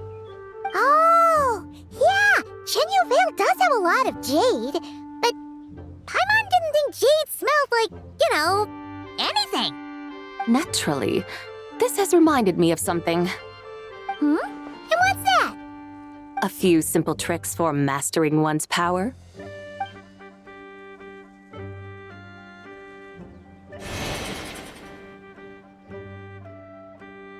What is that thing? I'm sure you've been to Elong Wharf many times before, but I wonder if you've done so while cruising through the air. You've been such dutiful, dedicated guides, so allow me to offer this fresh experience as recompense. Please step in.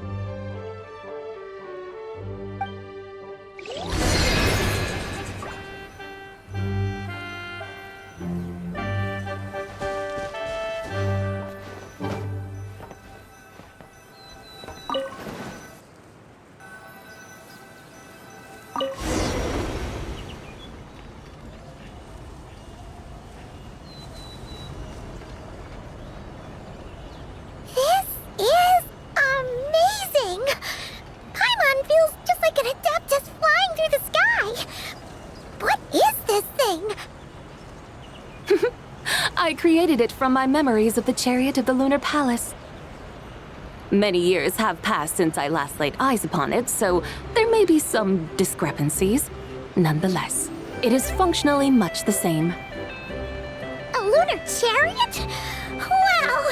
Paimon never imagined she'd get to ride in one! So, Sabai, does that mean you used to work on the moon? Work. That's an interesting way to phrase it, though I suppose you are correct. I was once an angel, a member of a race tasked with guiding humanity. Then, graced by serendipity, I became a moon envoy. Huh? What's a moon envoy? Some kind of super important angel? As you would understand it, a moon envoy is a job title. Any angel, or non-angel, can become a moon envoy. Does that mean you're not the only one? Of course not. Though my memories are still hazy, I vaguely remember some of my colleagues. There was one who liked to take on the form of an ibis. An ibis? Could it be... Can all moon envoys turn into animals? Does that mean Lauma could take that job? She can turn into a deer, and moon chanters are some sort of Luna envoy anyway, right? Moon chanter? I have no idea what those are. Oh, okay then.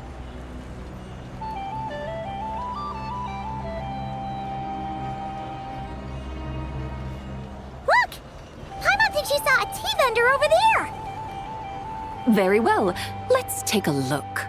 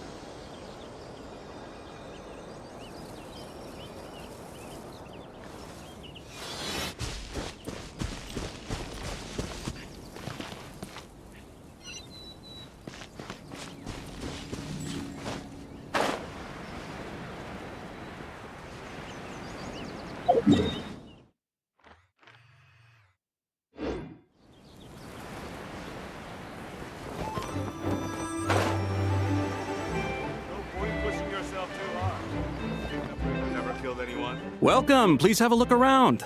We only sell teas of the finest quality sourced directly from Chaoying Village. Right now we're offering a special discount for Lantern Rite. Look over there! Discounted tea!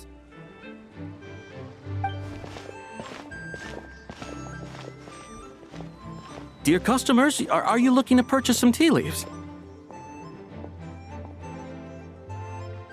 I can see from your bearing that you are no ordinary customers. My humble shop has some exquisite teas that should satisfy your more refined tastes. We're not here for quality. We're looking for a discount. A discount? Well, that's a coincidence. Our Sunglaw tea is on sale right now. A special festive offer. Something about the name of that tea sounds familiar to Paimon. Buy 3 boxes of Sunglaw tea during the festival to get 10% off. Buy 4, get 20% off. Buy 10, but... That's right! 10 boxes at half price. Have you been to our shop before by any chance? Oh, Paimon's definitely heard this spiel before. 3, 4, 10, 10, 20, 50. Zabai, what are you muttering about? When purchasing 3, 4, or 10 boxes, the corresponding discounts are 10, 20, and 50%. The intervals between the two sets of numbers are 1 and 6, and 10 and 30. Look! Her eyes turned blue! That's gotta be a first! If the differences between intervals remain equal, the interval after 6 should be 6 plus the difference between 6 and 1, which is 11. Similarly, after 30, the next interval should be 50. Therefore, extrapolating upward, the next two numbers in each set should be 21 and 100. You're making Paimon's head spin! Those numbers, what do they mean? They mean that if we buy 21 boxes of Sunglaw tea, we should get a 100% discount! 100% discount? You mean we'll get them for free?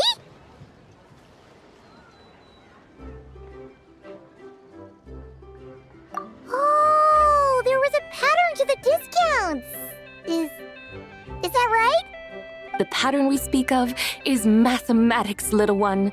A pattern that is always right. That's amazing! You're a shopping genius, Zabai!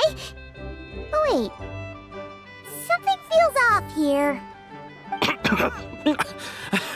I had no idea our shop's discounts were tied to the laws of nature. I've learned so much from you, dear customer. No need to thank me. Now, please give us our 21 boxes of free tea. Wait! What's the matter?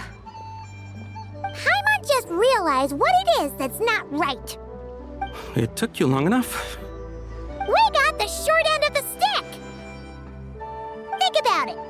If we don't have to pay when buying 21 boxes, then if we buy even more, the vendor should be paying us money instead, right? Huh?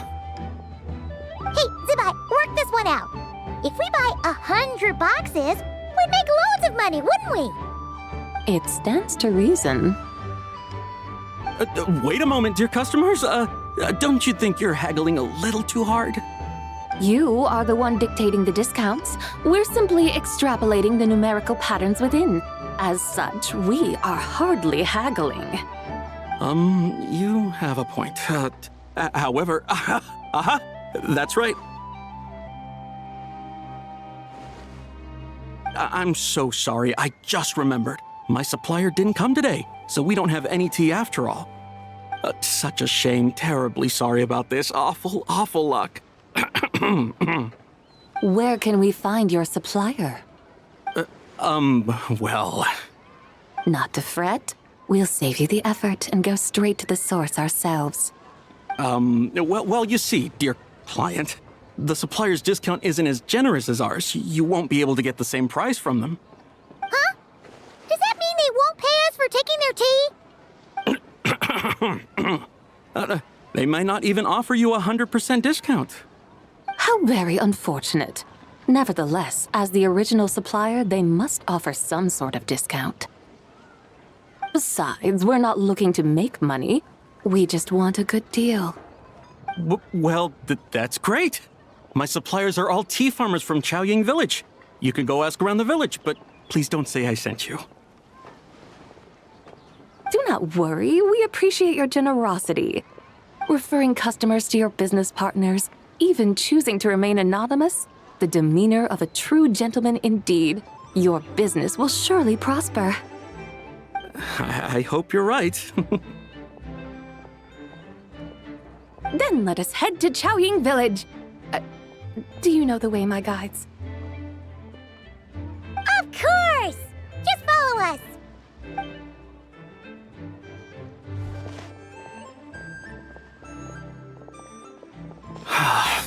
What otherworldly beings were those? Thank the heavens I managed to send them on their way. I should hurry home and pray to the White Horse Adeptus. May she bless me such that I never encounter such customers again.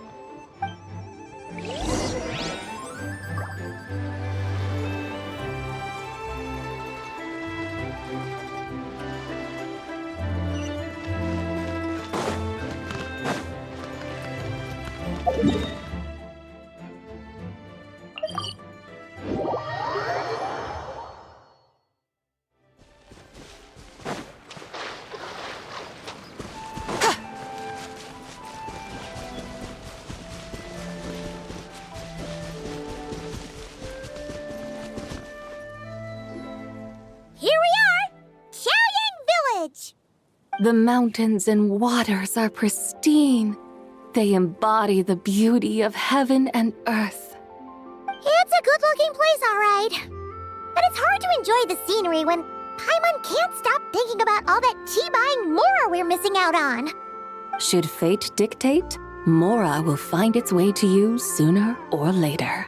Well, Morak certainly finds us often enough. He even sought us out in person this Lantern Rite. For now, let's look around and see if any tea farmers are selling their crop. We'll be able to see more clearly from up high. Let's take to the sky and enjoy the beautiful scenery while we're at it.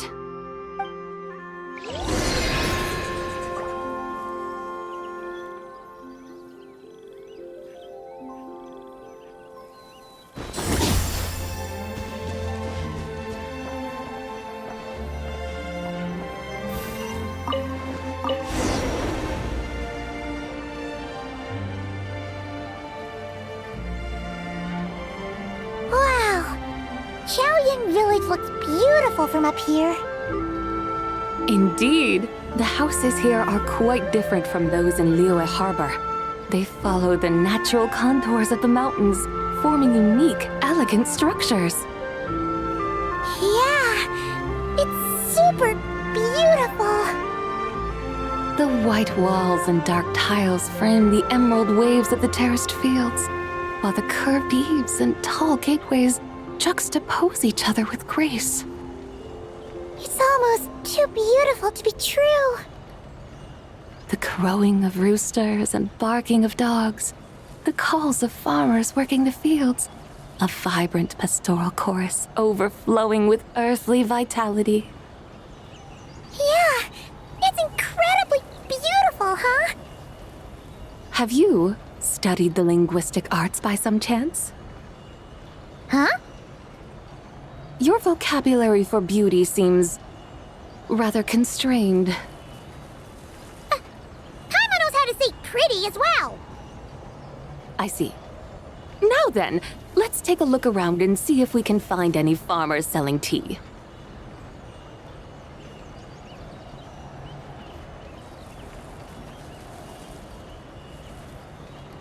Look! There's someone in that tea field! And they look kind of familiar. Wait, is that Lu Shangxiang? And who is that? Oh, you'll remember her once you see her up close. Hey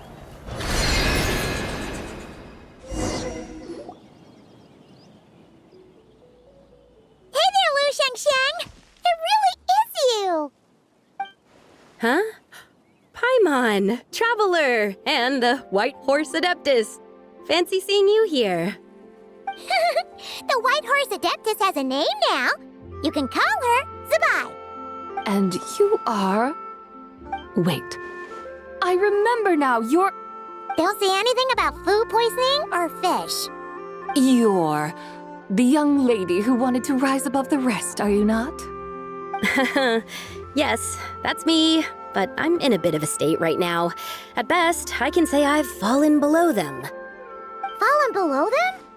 What happened? Like I said the last time we met, I'm being punished according to family rules. My father, mother, grandfather, grandmother, other grandfather, other grandmother. Oh, that's a lot of family members. Yeah, and on the night of Lantern Rite, they held a family meeting to discuss my situation. So, they do care about you. There's no doubt they care. But they think that since I caused all that trouble in Liyue Harbor, it shows I can't be trusted on my own. They decided to ground me. Ground you? Yeah, though they're not confining me to my room. Instead, I have to personally nurture a tea seedling until it grows big enough to be sold at market. Aw, a tiny little tea baby. Do they want you to experience what it's like to be a parent? It's supposed to cultivate my character and temperament. They say this will help me calm down and reflect on my issues. What happened in Liyue Harbor really wasn't your fault. Oh well, at least this punishment doesn't sound too harsh. So, how long will it take for the little tea baby to grow? Actually, I don't know. I've never grown a tea tree before. It usually takes 2 or 3 years. 2 or 3 years? Yes, the tea in this garden requires 2 or 3 years to mature. That long? Sabai, you're not making this up, are you? How do you know so much about growing tea? When the plants thrive and grow, that is the meaning of my name. I can tell at a glance when their season of ripening will come. Do I really have to waste 2 or 3 years here? Why is this happening to me? I'd only just found my direction in life.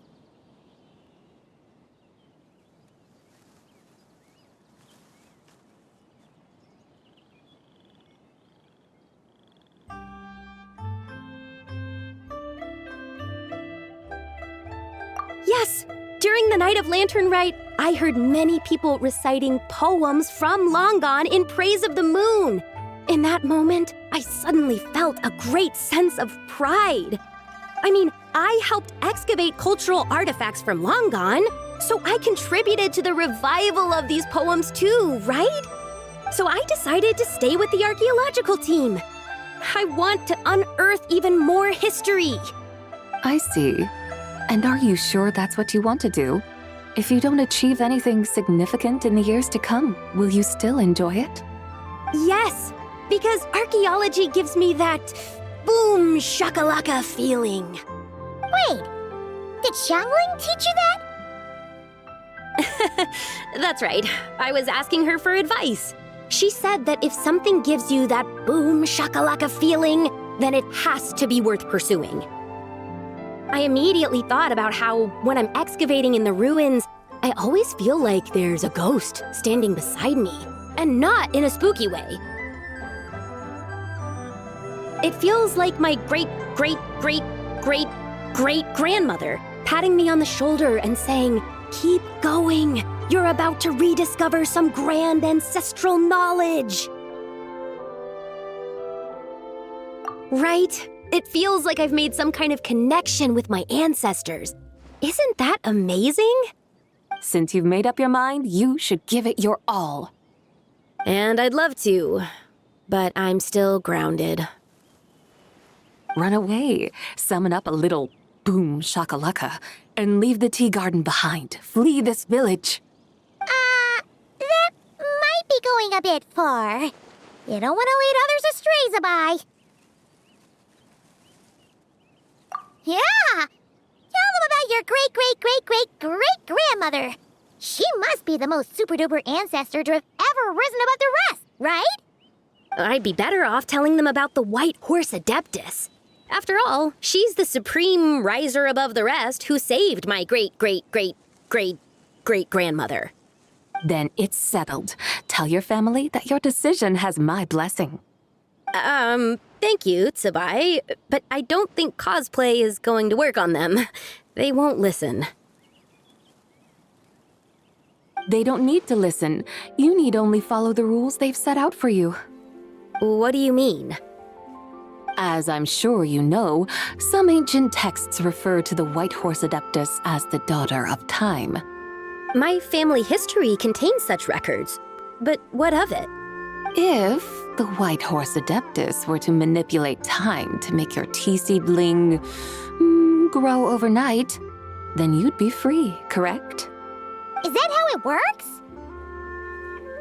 If the White Horse Adeptus were to really get involved, my grandfather would let me leave right away. But who really believes that she'd show up and help? It's not as if you have any other options. Why not try calling out for help? It won't cost you any more. Guess I might as well. I've got no better ideas anyway. White Horse Adeptus, if you can hear me, please save me from my predicament.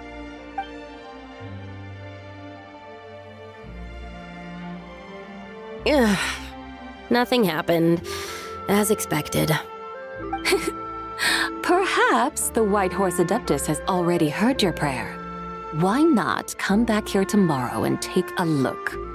By then, the seedling you planted may well have grown into a thriving tea tree. Thank you, Tsabai, for trying to comfort me. I do feel better now, kinda. Can't you really do something like that? Oh, it's getting late. Why don't you all stay at my house tonight? My family may be strict with me, but they're always welcoming to guests. That sounds great! Let's get some sleep and then come back here tomorrow to see if our tea baby has grown.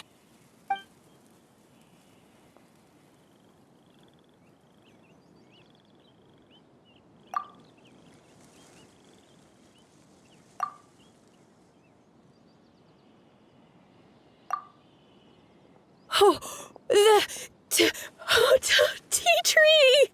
Whoa! Your tea baby is all grown up!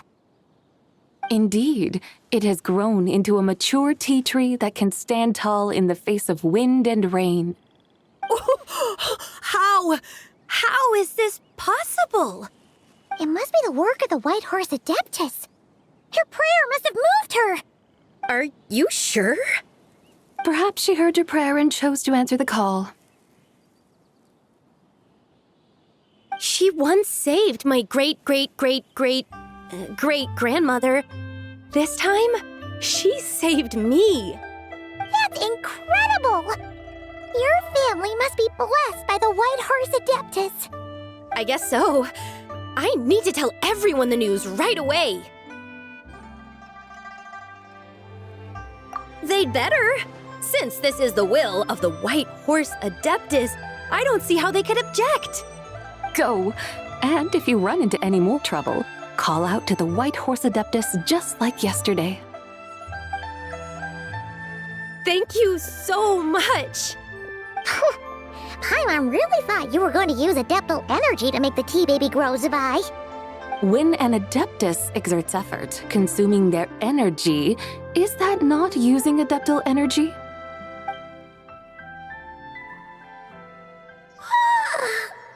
All right. What are we doing out here in the middle of the night?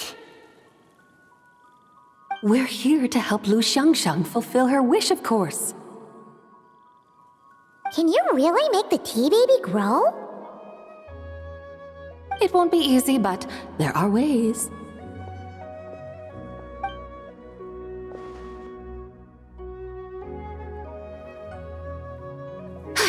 There, it's grown. Hey! You just transplanted a tea tree from over there! So, there's a mature tea tree here now, yes? Oh, yeah, but... And am I not the White Horse Adeptus? Well, yeah.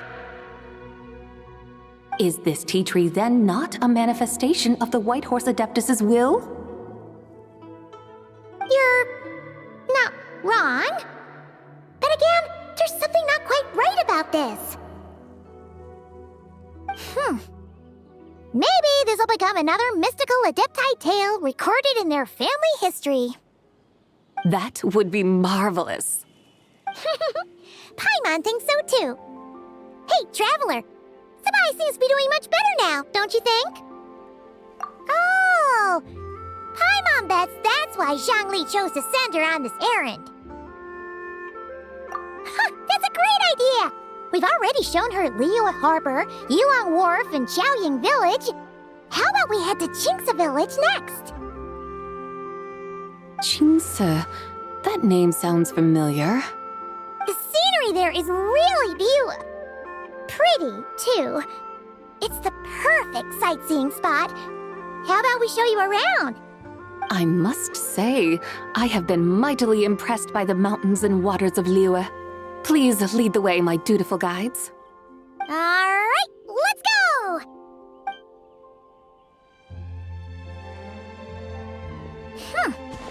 Paimon can't help feeling like we've forgotten something. Pay it no mind. I've already forgotten more than you will ever know. All right. If we forgot something, it can't have been that important to begin with. Qingce Village, here we come!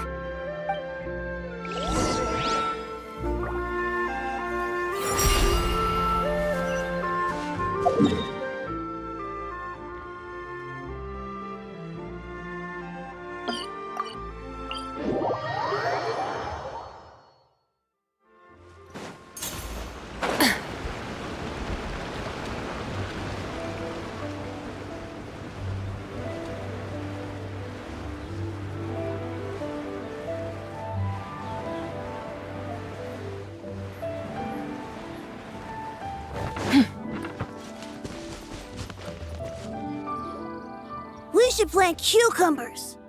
We should plant canolas. We should plant cucumbers. They're easy to sow. We should plant canolas. The flowers are pretty. What are you arguing about, little ones? We're deciding what to plant in our field once Lantern Rite is over. Yeah. Dad gave us a small plot of land to grow our own crops. He said we can keep all the more we get from selling them. We should plant cucumbers, right? Dad plants cucumbers every year. We should plant canolas. We can press the seeds for oil. It smells good and sells for a good price. Ah, an agricultural debate. This should be easy to sort out. Granny, are you a farmer? Could you tell us what to do? Granny? What did you just call me, you rapscallion? Oh no, her eyes are gonna turn red again. It's just, my granny smells really nice, and you smell nice too, so... Sorry. How about we call you Auntie instead? Auntie? Oh, all right. Big Sis Sabai, can you help us decide whether we should grow cucumbers or canolas in our field? You little rascals! Using priceless land like this just for cucumbers and canolas? What a waste of heaven's gifts! Huh? What should we plant instead? With the coming of spring, when all things awaken, the field should be sown with the 5 grains. What are those? The 5 grains are life's staples, the heart of the people's table. I notice the people here mostly eat rice, so that is where you should begin. Based on the local climate and soil, seedlings planted in mid to late spring should produce mature grain within 2 or 3 months. When autumn comes, you can plant a second crop, with time still to harvest it before the first frost. The rice you harvest can be sold at market or kept in your stores. It's a far better choice than cucumbers or canolas. Oh, but Big Sister Sabai, I like canolas. That's no issue. It is unsuitable for continuous cropping in any case. You can rotate it with rice to maximize your yields. After the second rice harvest, around wintertime will be the perfect opportunity to sow their seeds. And when they mature in mid to late spring, you shall be just in time to sow the first rice crop of the year in turn. This way, your field will sustain balance. rice and canola in a harmonious cycle. Wow! That means we'll have crops to harvest all year round! Wait a minute! If rice and canola take up the whole year, what about my cucumbers? A firefly dares rival the brilliance of the moon? In what twisted universe should cucumbers vie for land with rice? Big Sis Zubai! You're going to hurt Lil Bee's feelings! Auntie hates cucumbers! Stop crying this instant! I meant that cucumbers are simple enough to grow. There's no need to devote a whole field to them. Just find an empty corner of your yard, scatter some cucumber seeds in the earth, and before you know it, you'll have a thriving patch of vines. Cucumbers delight in sunlight and moisture, but they suffer in cold weather. If you wish to plant them this early in the year, you should make sure they're protected from frost. Wow. Is it really that simple? Let's hurry home and get started right away! Are you really in that much of a rush? Well, thanks, Big Sis Zubai, who's fierce but really good at farming. We gotta go! Thanks, Big Sis Zubai! See you around! Paimon never imagined you'd know so much about farming. What's so strange about that? The people of Longon called me the god of soil and grain. Are the fields not made of soil? Is rice not one of the 5 grains? Huh, that's true. So, if the god of soil and grain is a farming god, that means the White Horse Adeptus must be a farming adeptus, right?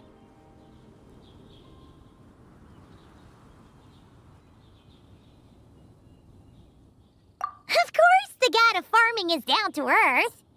Mind your tongue, impertinent child. How dare you diminish the lofty bearing of an adeptus? Hey! You're the one who said the god of soil and grain is all about... Enough! It's time for us to take to the skies once more. Join me now. Witness the majesty of mountain, water, and field, and broaden your horizons.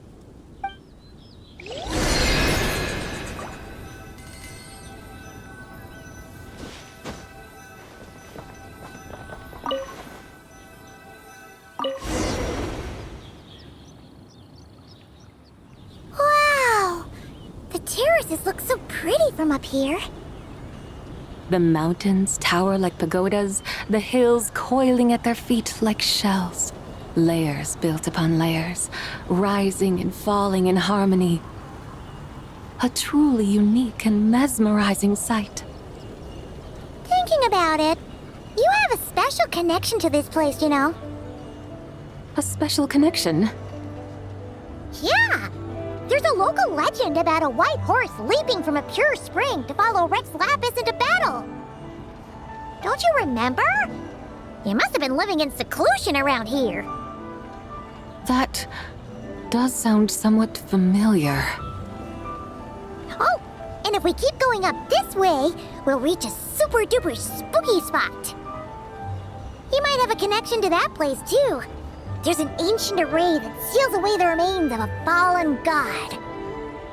A god's remains? Yeah! The people Liyue turned that story into an opera called The Sanctification of Tao Do. Does that ring any bells? Tao Do. Huh. The 7 and 8 gates array. That's right, that's right! You do remember! Puna, the god of the underworld, who could pacify the forces of life and death. Huh? So, Tao Do had another name? Let's go take a look.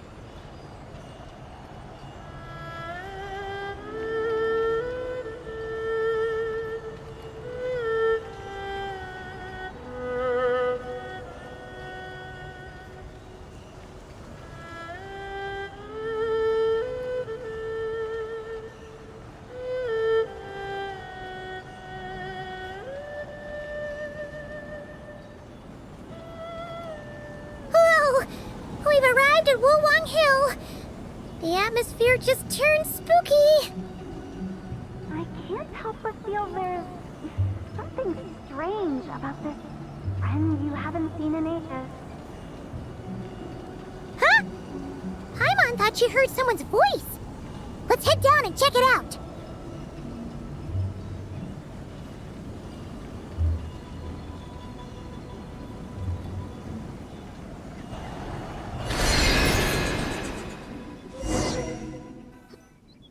I can't help but feel there's something strange about this friend you haven't seen in ages.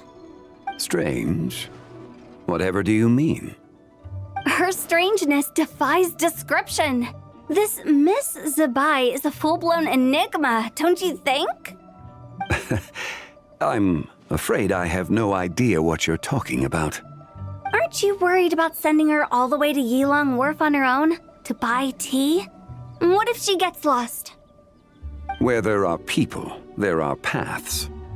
Now I'm the one with no clue what you're saying. She can ask for directions. And then what?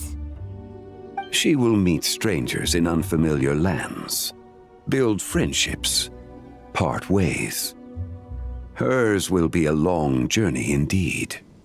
The further the journey, the more footprints one leaves behind. The deeper those footprints, the harder it is for time to erase them.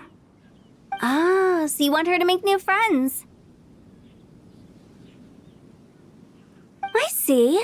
But from what you say, it sounds as though she's not from Liyue. I believe she was not, but perhaps she will be. You're sounding stranger by the second. Huh. Oh, over there. Oh, look who's here. Hu Tao! Zhongli! What are you doing here? Traveler, Paimon, fancy meeting in a place like this. Oh my, and Miss Zabai too. Sounds like fate to me. We were taking Zabai to buy some tea from Yilong Wharf. Zhongli sent her there, though she didn't even know the way, and... Oh, drat! We forgot the tea! Oh, Paimon knew we were forgetting something! Why didn't you say so earlier then? What's done is done. There's no need to dwell on it. Fresh tea grows with each passing year. Let fate deliver it as it wills. Exactly. You can get tea wherever you go. You're hardly running low now, are you? Paimon feels a lot better now that you've said that. Still, I'm a little confused. If you were buying tea, how did you end up all the way out here? We're taking Zabai on a sightseeing tour. We started at Liyue Harbor, stopped in at Yilong Wharf, went sightseeing around Xiaoying Village, made our way to Qingce Village, and now we're here. Wow, that is quite the itinerary. Yeah, actually, Paimon thinks it's about time we headed back. I'm here to pay my respects to my ancestors. My dear consultant kindly agreed to join me. It is Lantern Rite, after all. Adepti and ancestors should be venerated alike. Ancestors? Wait, could you be... Are you heir to the Wulwang Kid? Or perhaps the lone butterfly of the Crimson Flame? Whoa! Have you got all your memories back? Huh? Miss Zabai, you know about the Wangsheng funeral parlor and the 8 adepts? I happened to hear a storyteller expound on the sanctification of Taodo. Lots of people know that story, sure, but very few can discern my family lineage from just a glance. Well, Zhongli, your friend here really is quite something. Unfortunately, there's no time to dally right now. We have a hill to climb.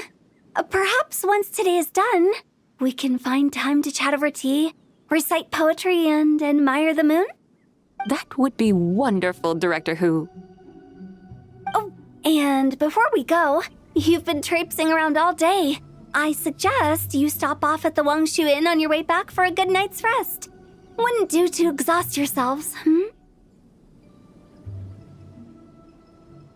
Don't mention it. All right, we'll take our leave now. See you later. Hotel's so thoughtful.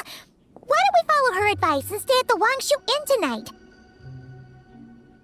Sabai, you can see the whole of Dihua Marsh from up there. The view's amazing. Plus, you can sample Smiley Yenshao's cooking. Wangshu, an intriguing name. It couldn't hurt to check it out. Awesome! Let's go!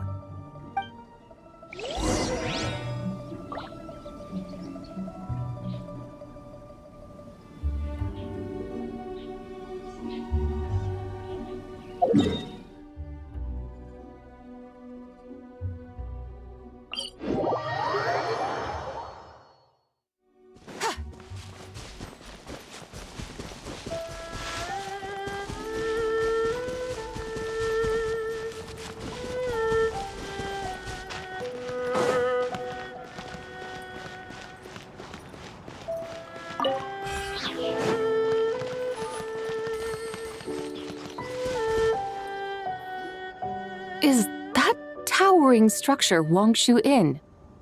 Sure is. We can take the lift up from over there. Always walking the path long trodden. Does retracing others' footsteps not tire you? Come on, get in. We'll fly to the top.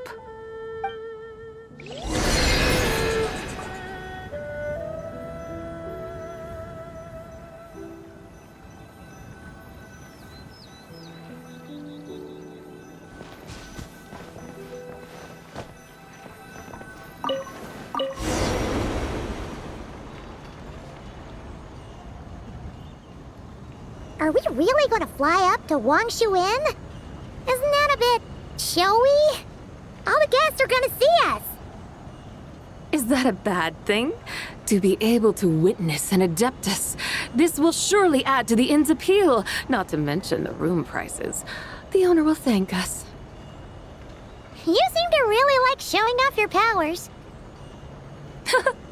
This inn's architecture is incredible, and the surrounding countryside radiates a picturesque charm. No wonder the new proprietor of the Baiju guest house thinks he can't compete and has decided to change his own establishment's name. The new proprietor? Ah, you mean Lu Shengsheng's dad. So you know about that, too. Personally, Paimon thinks it should go with something like Rex's Rest. That's a contender's name if Paimon's ever heard one. A fitting name indeed. So you think the guest house should change its name, too? Paimon kinda thought you'd say something like, such sacrosanct traditions must never change. Time flows ever onward. Why should the rules of yesterday be carried forward into the world of tomorrow? The people of today should determine what is to be kept. Huh. You're not as old-fashioned and stuffy as Paimon thought. The years ebb and flow, seas recede to reveal fields. In the vastness of time, I am but a wild horse in a boundless sea of dust. Even Rex Lapis, having waded through the waters of the river of time, is not quite the same as before. Zhongli? What was he like before? That is another story for another time.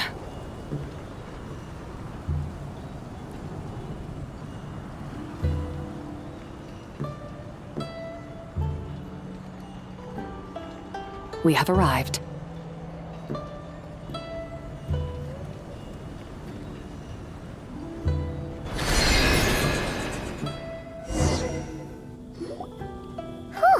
This is the first time Paimon's ever flown up to Wangshu Inn on a chariot. Everything's so different when you're up high. Wangshu. Like moon lanterns and shell lanterns. Might it all be a coincidence? What's a coincidence? Do you not know what Wangshu means?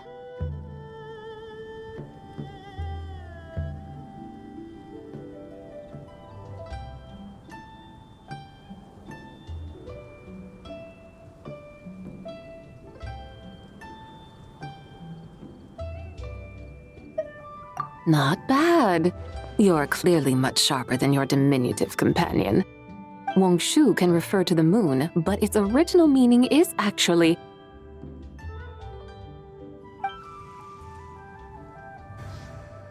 the goddess who rides the bright moon's chariot. And you must be the conqueror of demons. Xiao! Paimon was wondering if we'd disturbed you by flying down from the sky.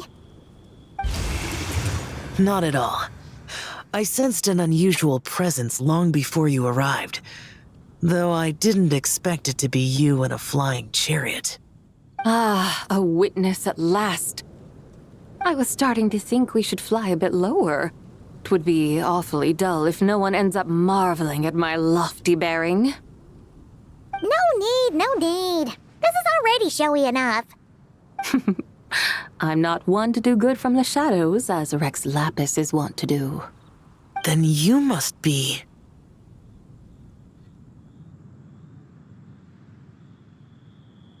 Oh, nay, I'm only cosplaying as the White Horse Adeptus, in truth. Cosplaying? What's that? Ugh, ignore her nonsense. She's a genuine article. The one and only, completely authentic White Horse Adeptus. It's just...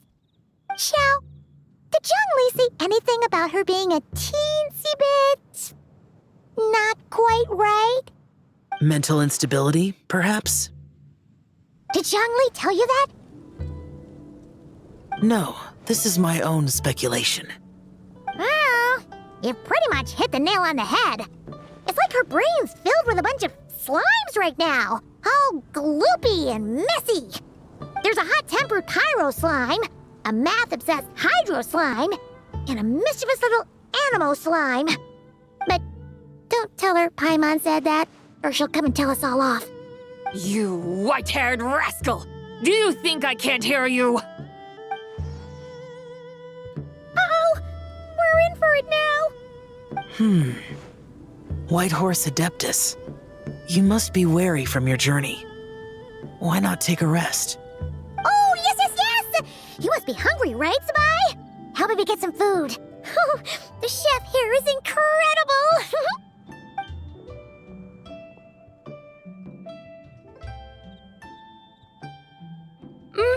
It's so hot! So spicy! Are you okay? Do you want Paimon to get you some water? Don't worry about me. I just need to pace myself.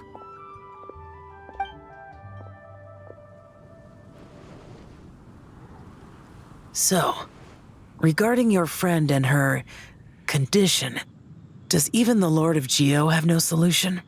Zhongli said we should wait and she'll get better on her own.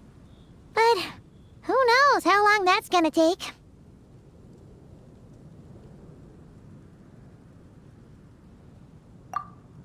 Is that why her personalities change so easily?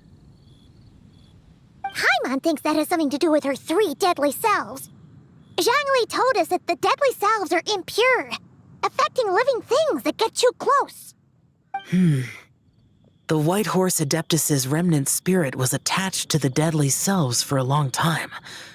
It makes sense that her temperament and memories would have been influenced by them. But Paimon still doesn't really understand what the 3 deadly selves actually are. Paimon, as you do not practice self-cultivation, I cannot help you fully understand. But you can think of them simply as emotions and desires. The act of severing the 3 deadly selves is a means of exercising wicked desires and cultivating one's true self. I believe other nations have similar practices. In Sumeru, it is known as shattering Atmagraha. Oh, so it's about emotions, desires, and attachments, that sort of thing. It includes those. I wonder, Does she still remember what happened in the past? Some of it. But right now, it's like she was suddenly awakened. But she's still half dreaming. The half that's still dreaming might remember things, but the half that's awake doesn't quite get it. Conqueror of demons, are you looking to learn about Rex Lapis's past from me? You are an old friend of his, so please, call me by my name. But Conqueror of Demons sounds so much more imposing.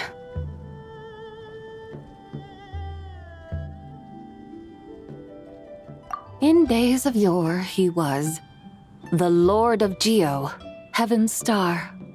Huh? You said the same thing the day you came back! But what does it mean? I'm afraid I can't remember. Hey! Did you really forget? Or are you just pretending so you don't have to tell? Why not ask Rex Lapis himself? Whether I've forgotten might be up for debate, but I am certain he remembers. He must have his reasons for not raising the past, and you likely have similar concerns. I shouldn't have asked. An answer that suits your style, General Elatis. Now that we're on the subject, though, I suddenly remembered something. Which is? In the distant past, there was a feast, which I attended. I faintly recall the Lord of Geo also being present that day. Oh! And then?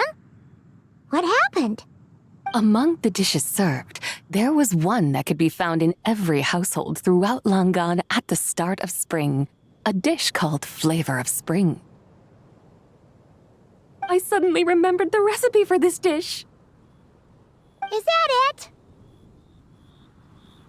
Yes! Since it's Lantern Rite here in Liyue, why don't I make some for you to try? That sounds good.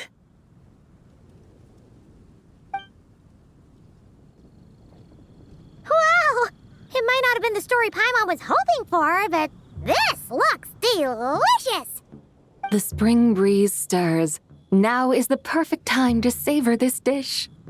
My dutiful guides have gone to great trouble to show me around Liyue, and even the Conqueror of Demons has graced us with his presence. I feel deeply honored. This Flavor of Spring is my way of expressing my gratitude.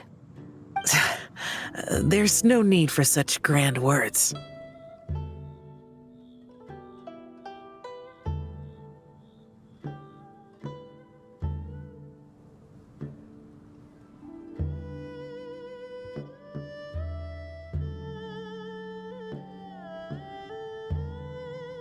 What's this? Hey! It's that broken jade token from the Antiques exhibition!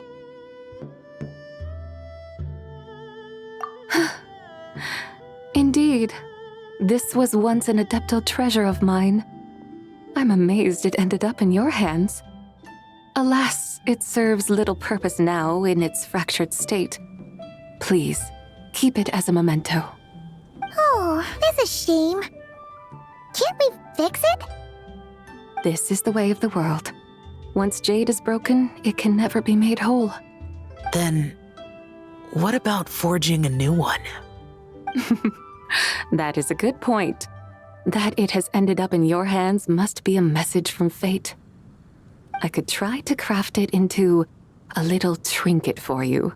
One that might prove useful on your journey. Ooh! What sort of trinket? It's just a passing thought, one that will require the right opportunity. I'll think about it more when the time comes. Now that we've had our fill, we should get some rest. Tomorrow we return to Liyue Harbor, where I'll have need of your guidance once more.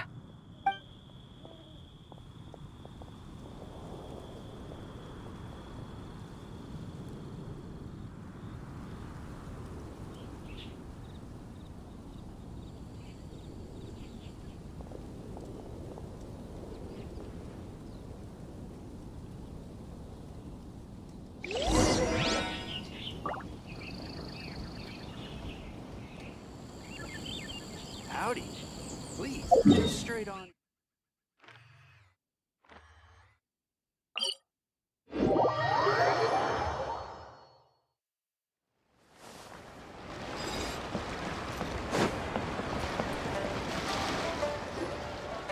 Chi-Chi, the Lantern Rite is almost over. Do you remember how to make a Xiao lantern? Morning, split bamboo, traveler.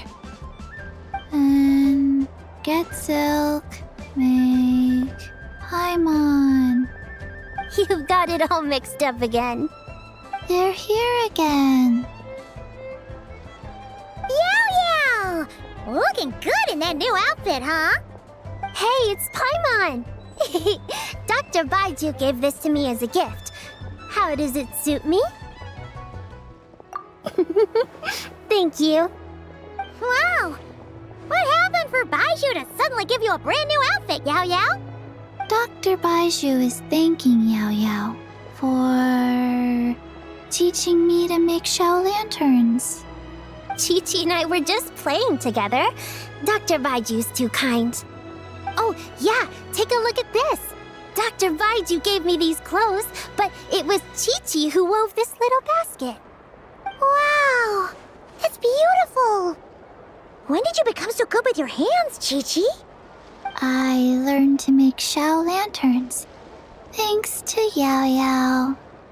I also made a wish. What do I always say? The White Horse Adeptus answers prayers. Come, help this old man make an offering in thanks. Huh? Mr. Liu? What did you pray for? For my idiot son to finally come to his senses and not change Baiju Guest House's name, which he has. Huh? He's keeping the old name? Listen to this. My granddaughter planted a tea seedling in our village just a few days ago. She made a prayer to the White Horse Adeptus to help it grow. Overnight, her seedling flourished into a mature tea tree. Oh, that sure does sound like a miracle. Could the White Horse Adeptus really have helped it grow? Of course she did. Oh, White Horse Adeptus, how blessed is our family over whom you keep watch. Truly, this is an extraordinary miracle.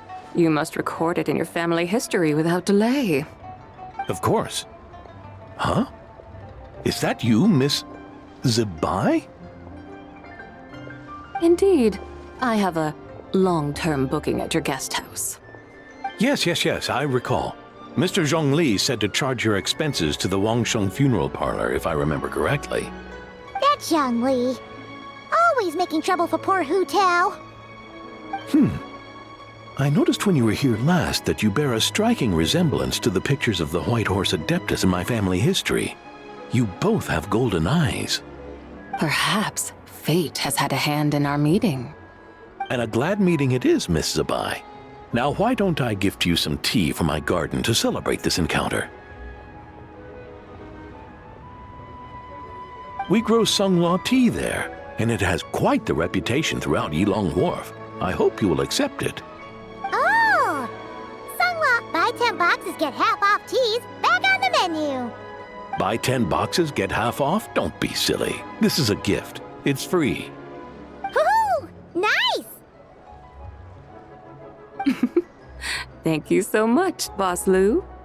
There's no need to thank me. You're a visitor from out of town, which makes you an honored guest. Make yourself at home. Lantern Rite may have ended, but the streets are still bustling with activity. Make sure to take everything in, meet some new friends, and enjoy your time here. And that goes for you kids as well. Happy Lantern Rite. Got it, Mr. Liu. Happy Lantern Rite. Yeah! Happy Lantern Rite, everyone! Happy Lantern Rite indeed.